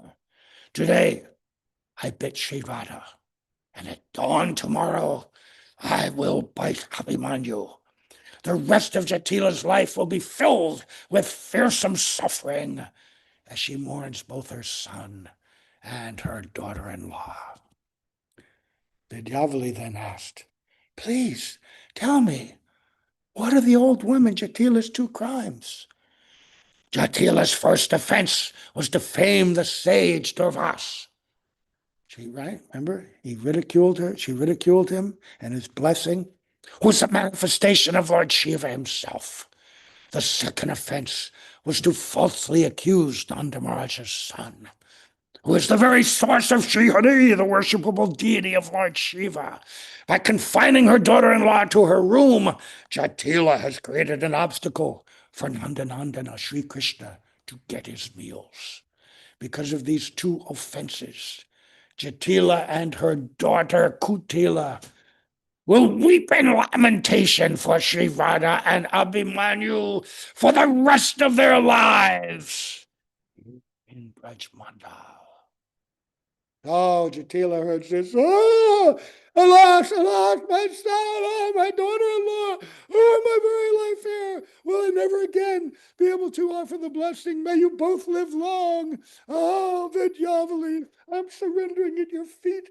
Somehow satisfy the king of snakes. From now on, I will never prevent my daughter-in-law from daily going to Nanda Maharaja's house to cook for Sri Krishna. She is free to go according to her desire. She will return home only when she has completed her duties there. I promise, oh promise. Oh, Durvas, best of sages, obeisance at your feet, hundreds of times. I'm praying to you, please, please forgive my offense. I'm renowned for being old, feeble-minded, and quite mad since birth. The mind of my daughter, Kutila, has always been devious and crooked. Oh, Sri Radha's character and disposition are virtuous, but my daughter has caused her so much suffering for no reason. Oh, so then Kutila also, king of snakes, please forgive me. Please be kind and do not bite my brother. I will never again make any accusations against Radha, and I will never prevent her from leaving the house. She can go wherever she wants with her sakis. King of snakes, oh, gopis, carefully hear my words. I swear by Lord Shambhu that Sri Radha is a virtuous and chaste wife. O Jatila, I will only trust you if you accept this as a fact and swear an oath upon the head of your son. Oh, king of snakes, I have full faith in your words. I will never, never again confine my daughter-in-law to the house. Please bestow your mercy upon me this once by blessing my son and daughter-in-law with long life. So be it.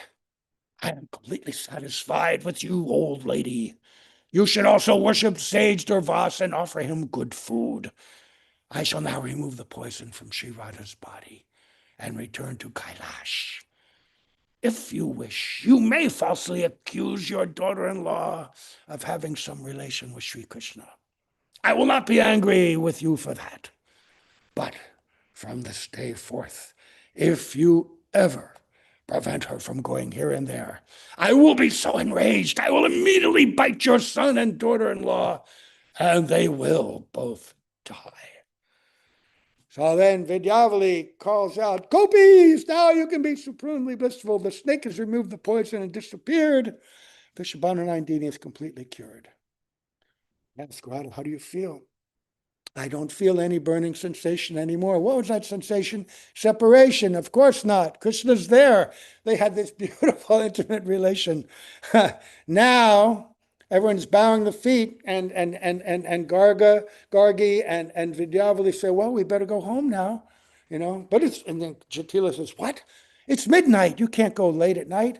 Oh, No, first they're going to offer, then first the Kutila says, oh, mother, why don't we give Radha's necklace to Vidyavali as a gift? Her necklace?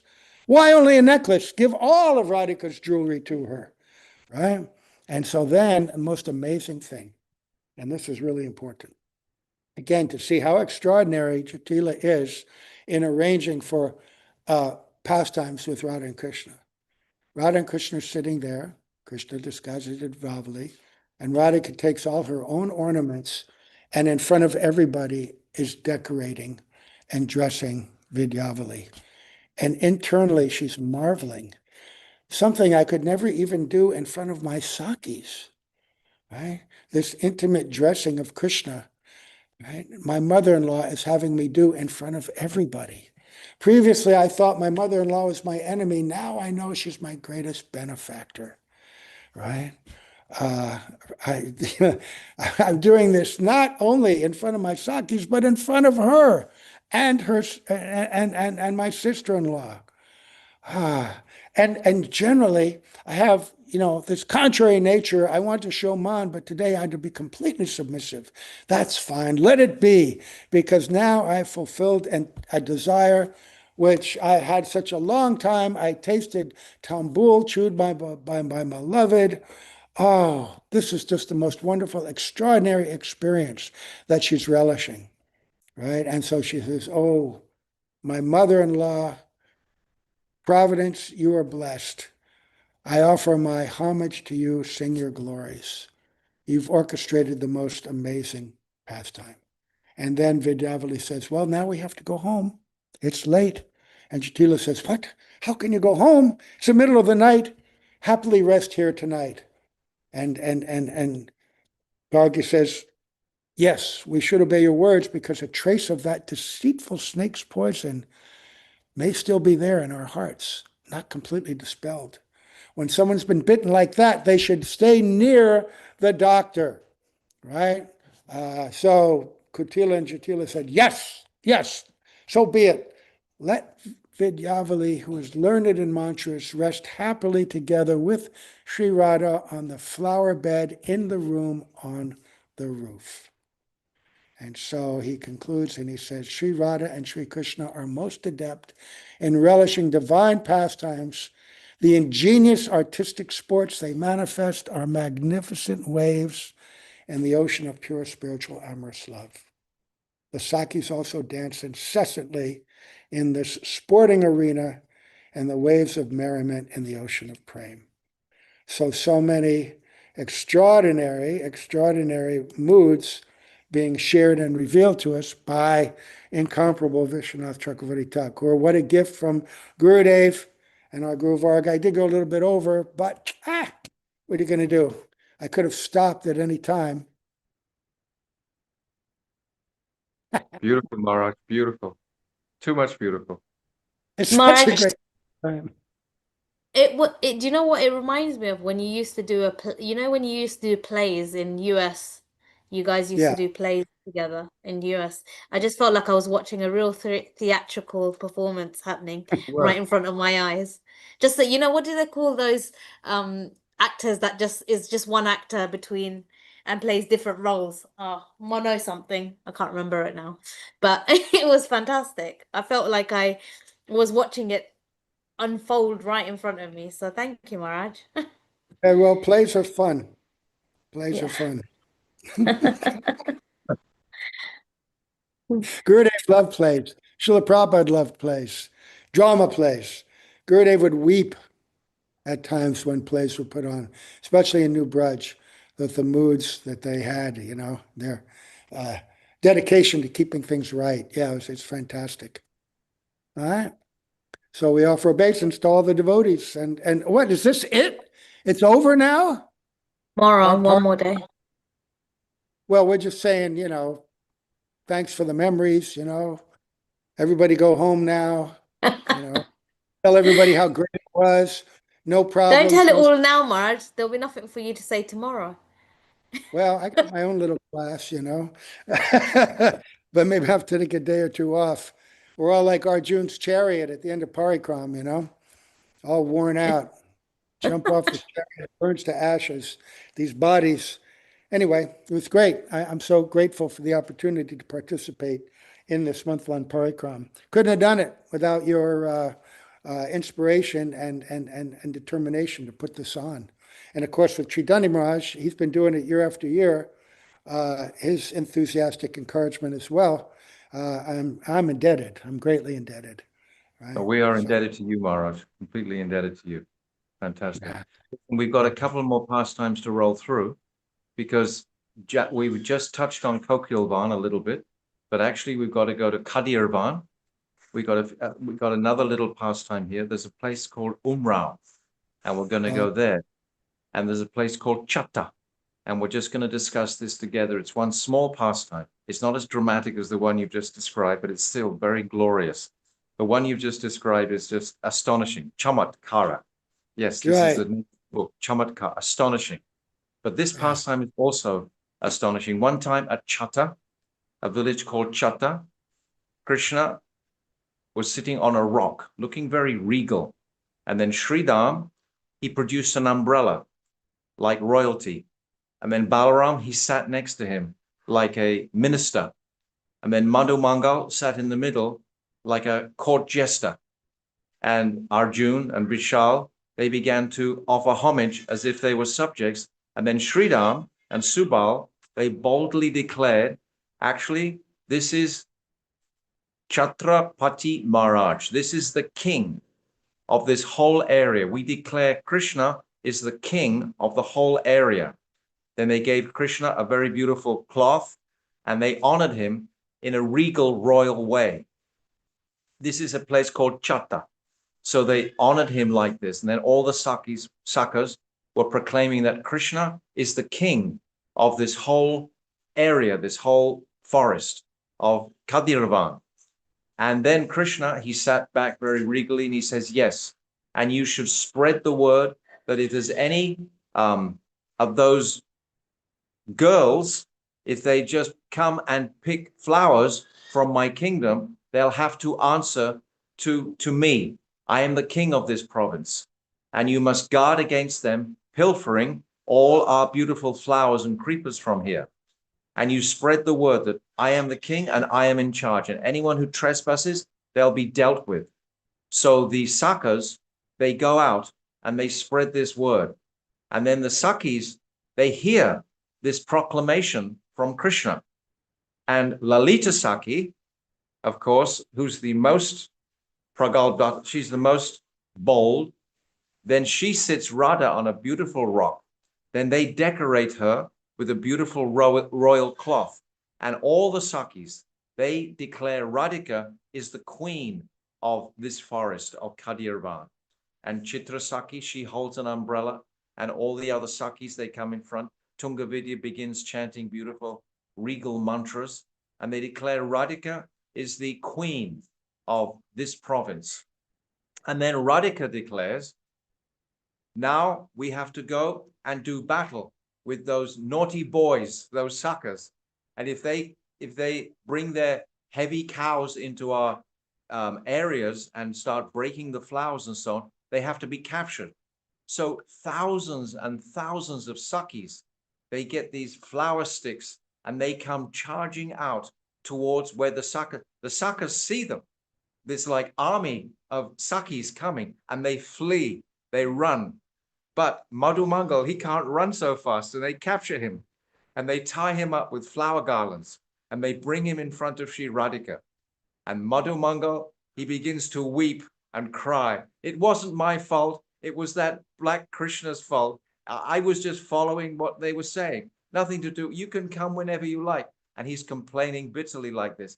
And then Radhika, she looks with sort of disdain on Madhu Mangal. And then Madhu Mangal says, well, if you have to punish me, at least make sure my stomach likes it. And then Radhika says, who is this Brahman boy? Dismiss him. Fill his belly with laddus and let him go. So they do that, and Madhu Mangal comes back to Krishna and explains what has actually happened. And then Krishna, he comes out with his Sakhas. It's about 2 or 3 kilometers apart, these two villages where we're at. One is called Chatta, or in Chatavan. Chatavan is an upavan. It's a small forest. And then Khadiravana is the principal forest. And Umrao, which means royalty or empress, is the place of the Sakis. So Radhika is there. So now all the Sakas come out. But as soon as Krishna sees the divine form of Radhika, she shoots him one sidelong glance. Krishna completely collapses. He's defeated. And then the cowherd boys, they think we have to somehow or other make a truce here. So then they carefully pick Krishna up practically and sit him beside Radha on the rock.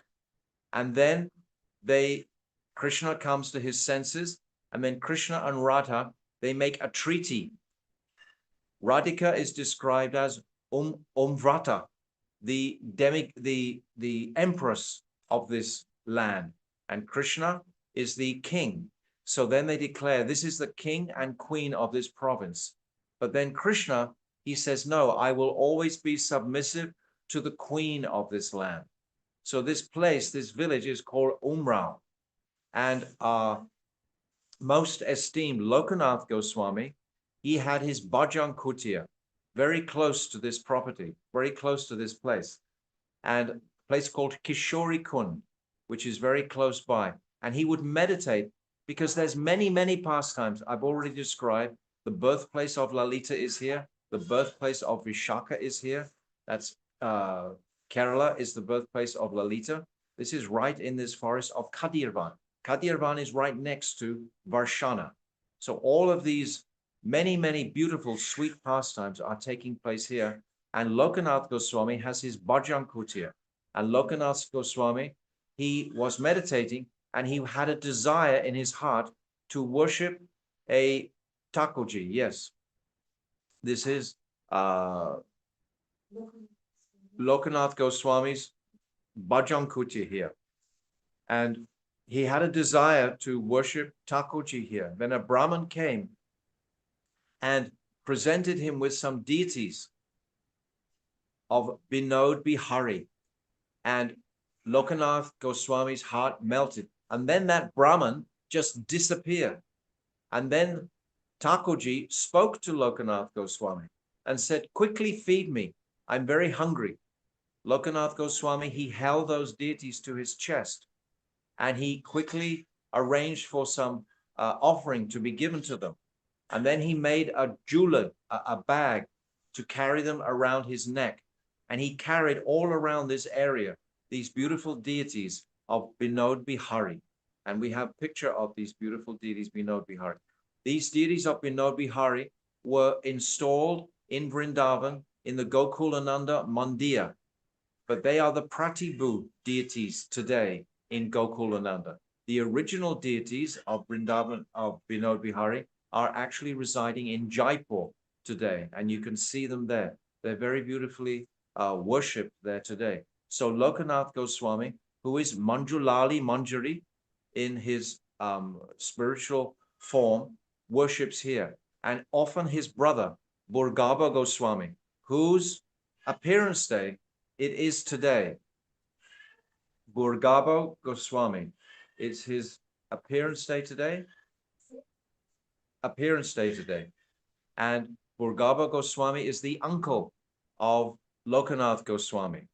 And together they actually received, they're practically the only Goswamis who received direct, we can say like Diksha initiation from Chaitanya Mahaprabhu. And he sent them away before he began his travel. Before Mahaprabhu even took sannyas, they had come to him. Their residential place was what is in Bangladesh today. And Lokanath Goswami and Burgaba, his uncle, they came to Mahaprabhu. Mahaprabhu knew he was going to perform his sannyas lila and knew that Lokanath Goswami would be too disturbed to see that manifestation of him with all his haircut, etc. And he sent him straight to Vrindavan. Lokanath Goswami and Burgaba Goswami were the first Goswamis to come to Vrindavan. And Lokanath Goswami, beautiful description, he tried to meet Mahaprabhu in South India. He kept missing him, missing him. Then finally Mahaprabhu came to him in a dream and said, you just remain here in Vrindavan. He was the oldest of the Goswamis. He lived till about 110, 112 years old, just performing bhajan constantly. And he never wanted to have any publicity or fame, etc. like that. He instructed Srila Krishnadas Kaviraj, don't put my name in Chaitanya Charitamrita, because Krishnadas Kaviraj was asking for his blessings. He said, I will give you my blessings for success of this wonderful book you're going to manifest, only if you don't put my name in. So his name is not in there. And he had, of course, his one most famous disciple, Narottam, who he sent away after a short time, because Narottam also had to fulfill his mission. So today we're celebrating Bhurgava Goswami's disappearance day, and it's also I think it's the disappearance or the disappearance of also Kashishwar Pandit. This is Madhavendra Puri here. Oh, this is Bhurgava Goswami in Radha Damodar temple. In Radha Damodar temple, when we do the parikrama of Radha Damodar, when we come past Rupa Goswami, they may have changed it now because they redecorated, etc. But this little samadhi used to always be parallel with Rupa Goswami, and this would be included in our parikrama. So this is Bhurgava Goswami. Yes, it's got his name here, Bhurgava Goswami. And we would circumambulate there in Radha Damodar temple. But today is also the disappearance day of Kashishwar Pandit, who was one of the servants, very personal servant of Madhavendra Puripad. He had two particular or three, he had so many actually very intimate sevaks. Ishwara Puri, of course, is one. But when Madhavendra Puri these are servants of Ishwara Puri. Yes, Ishwara Puri, not Madhavendra Puri, sorry. They were the disciples of Ishwara Puri, Kashishwar Pandit and Govinda. And when Ishwara Puri was leaving this world, he instructed these two disciples to go and serve Chaitanya Mahaprabhu. So Kashishwar Pandit, he didn't come immediately to Mahaprabhu. He actually went to some of the tirthas in India first, and then he comes to Puri to take service from Mahaprabhu. Govinda, he came immediately to the lotus feet of Mahaprabhu. Mahaprabhu was in a dilemma because these were his godbrothers. In fact, these were the disciples of Ishwara Puripad, and they were requesting to take service from him. They had been ordered by their Gurudev to take service from him. So Sarvabhauma Bhattacharya was there at the time, and Mahaprabhu was questioning, what should I do? These are my godbrothers, and they're requesting service towards me. And Sarvabhauma Bhattacharya said, the words of Guru are supreme. If they have been ordered in this way, then you must comply with the orders of Guru. And Guru has ordered Govinda to serve you. The famous Govinda Sevak, this personality who served Govinda, who served Mahaprabhu in Puri in such an intimate way. So these two personalities were originally Sakas in Vrindavan. They're Bringara and Bugara. These two personalities, they're called Chaita Sakas. It's described in the Radha Ganadesh Deepika book. These Chaita Sakas were very intimate. They carried Krishna's flute. They carried Krishna's bugle. They would carry his pitambar sometimes. They would carry the rope that he used, that pashu rope that he would use for binding the cow's legs. They were always with Krishna like his shadow when Krishna was performing his pastimes. So these are these two personalities. But Kashishwar Pandit was a very large, strong built personality, and he would protect Mahaprabhu in Puri when he would go regularly to take darshan of Jagannath, Baladev, and Subhadra, or just Jagannath is all he would see. And Kashishwar would walk in front of the crowds and hold them back and protect Mahaprabhu in that way. So today we're celebrating the Tirabhav of Kashishwar Mahadev. And Bhurgava Bhagava Goswami, and he is Prem Manjari in his spiritual form. So we're in this land now of Umrao, which is very close to the place of Kokilavana, where we'll come. And this is all in the precinct of Khadiravana. So this is one of the final forests that we're visiting on our parikrama. And Javata is in that forest. So we showed on the map to begin with where the location of Javata in this forest of Khadiravana. So this is the connection with all these different places. It's very, very ecstatic place to be and to wandering around.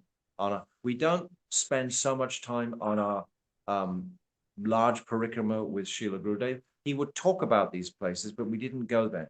But you can go today to Kishori Kund and you can see the Bhajan Kutia of Lokanath Goswami. His principal samadhi is in the Gokulananda Mandir. When we go into the courtyard of Gokulananda, we see the predominant personality is Lokanath Goswami, and he's facing Srila Vishwanath Chakravarti Thakur, and right beside him is Narottam Das Thakur, and on the altar are the Pratipu deities of this Radha Binod Bihari, who are so exquisite, and these were the deities of Lokanath Goswami.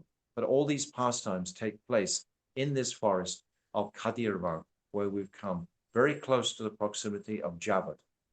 So Khadiravana ki jai, Javata, Leela's ki jai. There are like Pushapad, Shipad, like Canis Maharaj was describing there, so many beautiful pastimes here.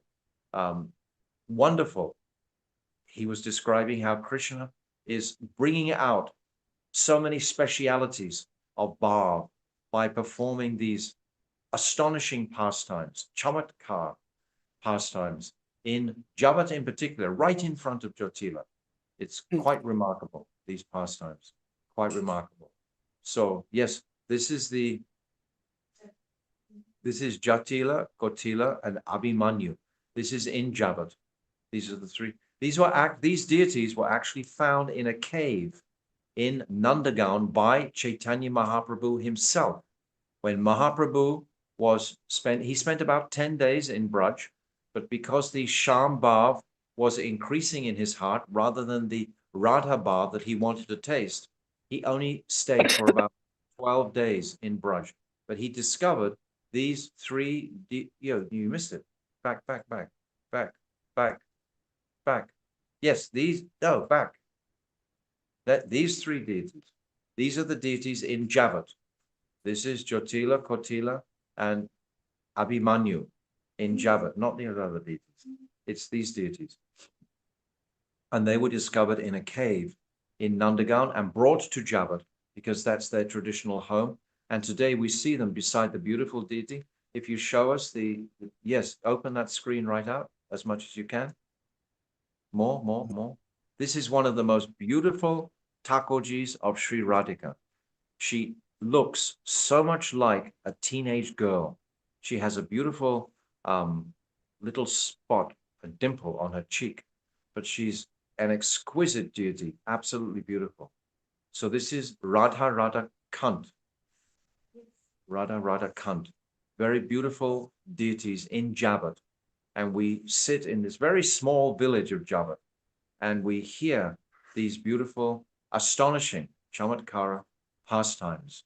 So, yes, many pastimes. So I think our time has expired, but we get the idea of the ecstasy of this forest of Khadiravana.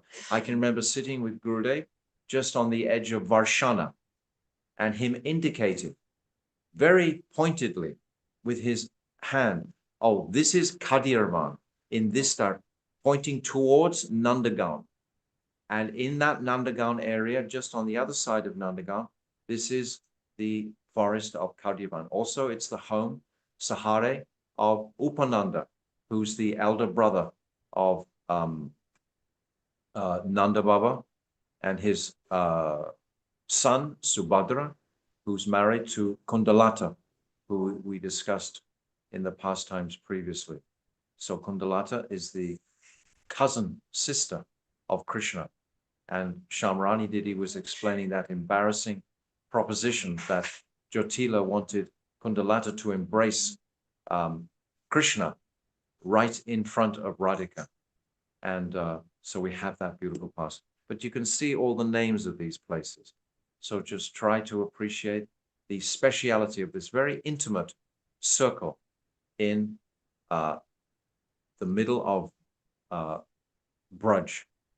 So Brajamandal ki jai, Brajaparikama ki jai, Khadiravana ki jai, Varshana ki jai, Shrimati Radharani ki jai, Go Premanandi, Hari Hari Go. Vanchakalpatarubhyascha, Vipasindhuvacha, Patitanam Pavanebhyo, Vaishnavebhyo, Namo Namaha. Maharaj, you want to say something?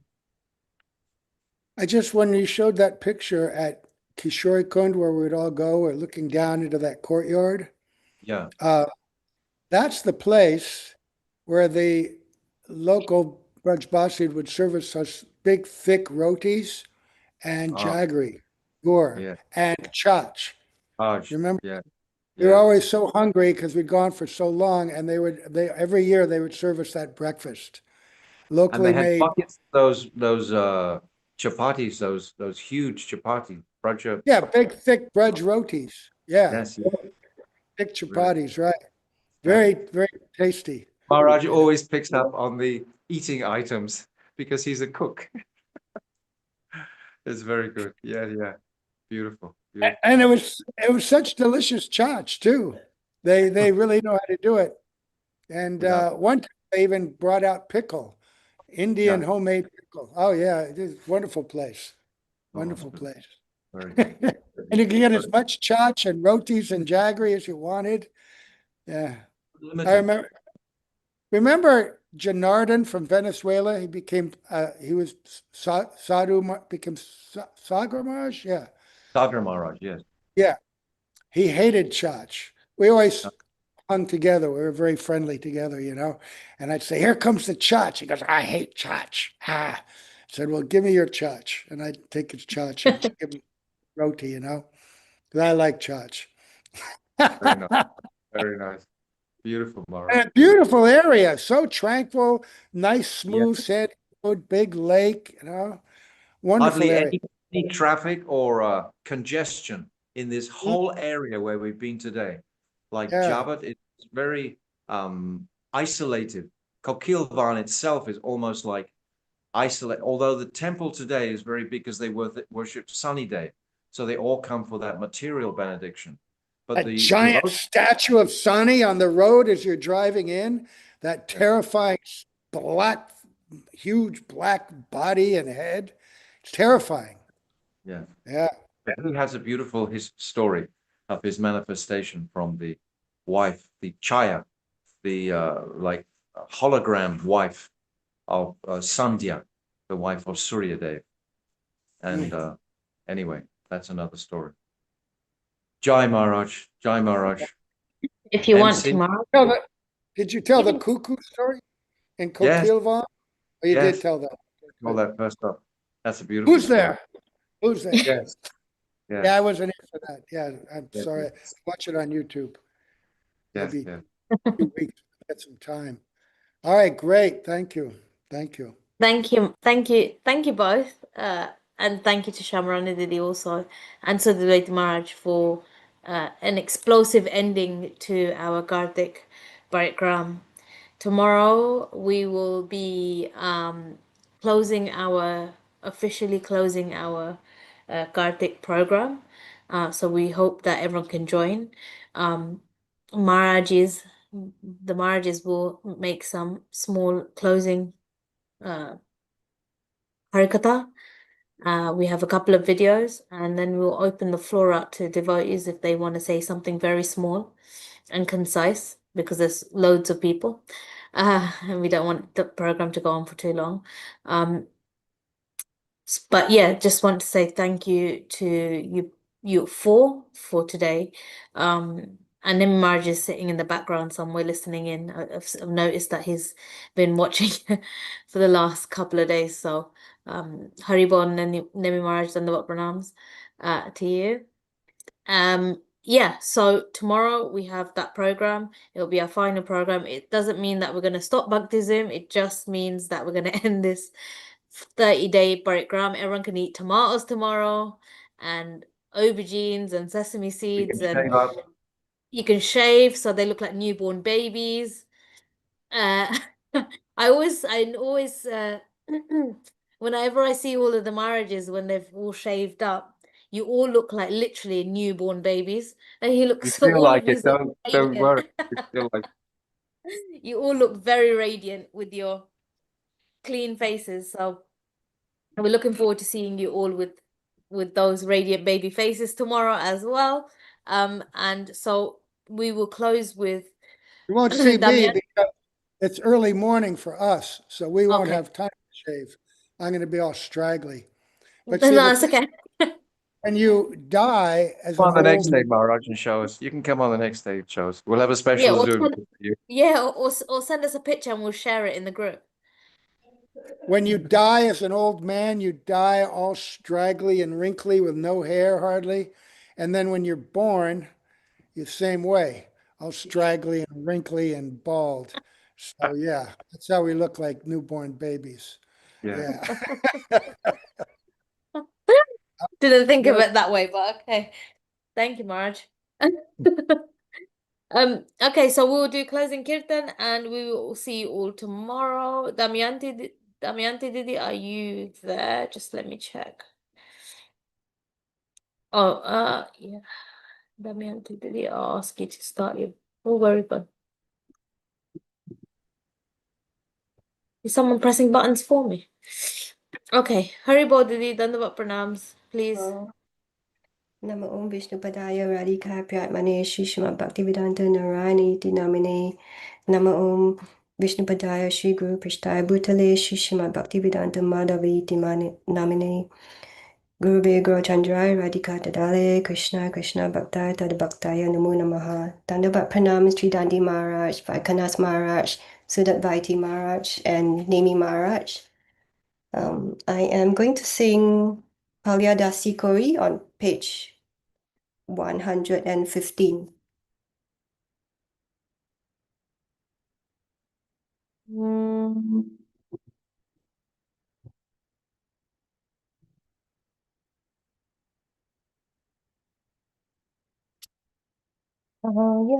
Palyadasi Kori Lalita Sundari Amare Loya Kabe Palyadasi Kori Lalita Sundari Amare Loya Kabe Shiradika Pade Kalimila Ibe Agnaseva Samapibe Shiradika Pade Kalimila Ibe Agnaseva Samapibe Palyadasi Kori Lalita Sundari Amare Loya Kabe Shrupa Manjari Sangijabo Kabe Rasa Seva Shiksha Dare Shirapa Manjari Sangijabo Kabe Rasa Seva Shiksha Dare Tadanuga hoye radakunda tate rahibo hasi tantare. Tadanuga hoye radakunda tate rahibo hasi tantare.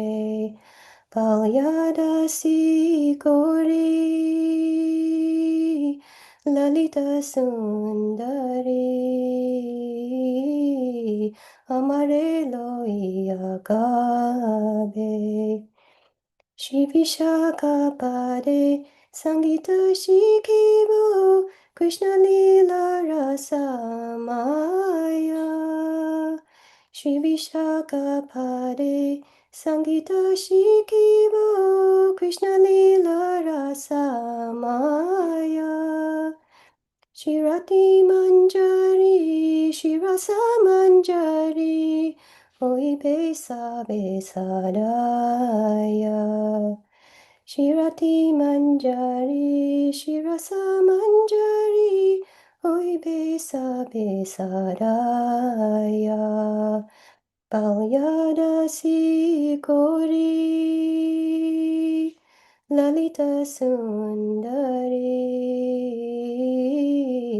Amare Loia Kabe Paramanande Sakele Milia Radhika Charane Rabo Paramanande Sakale Milia Radhika Charane Rabo Iparakashta Shirika Behave Iparakashta Shirika Behave Paburada Padasava Palyadasi Kori Lalita Sundari Amare Loia Kabe Jaya Radhe Jaya Radhe Jaya Radhe Jai Shri Radhe Radhe Hey Radhe Hey Radhe Hey Radhe Hey Krishna Hey Krishna Hey Krishna Hey Krishna Hey Hare Krishna, Krishna Krishna, Hare Hare, Hare Rama, Rama Rama, Hare Hare, Nitai Gora Haribo, Haribo, Nitai Gora Haribo, Haribo, Haribo, Nitai Gora Haribo.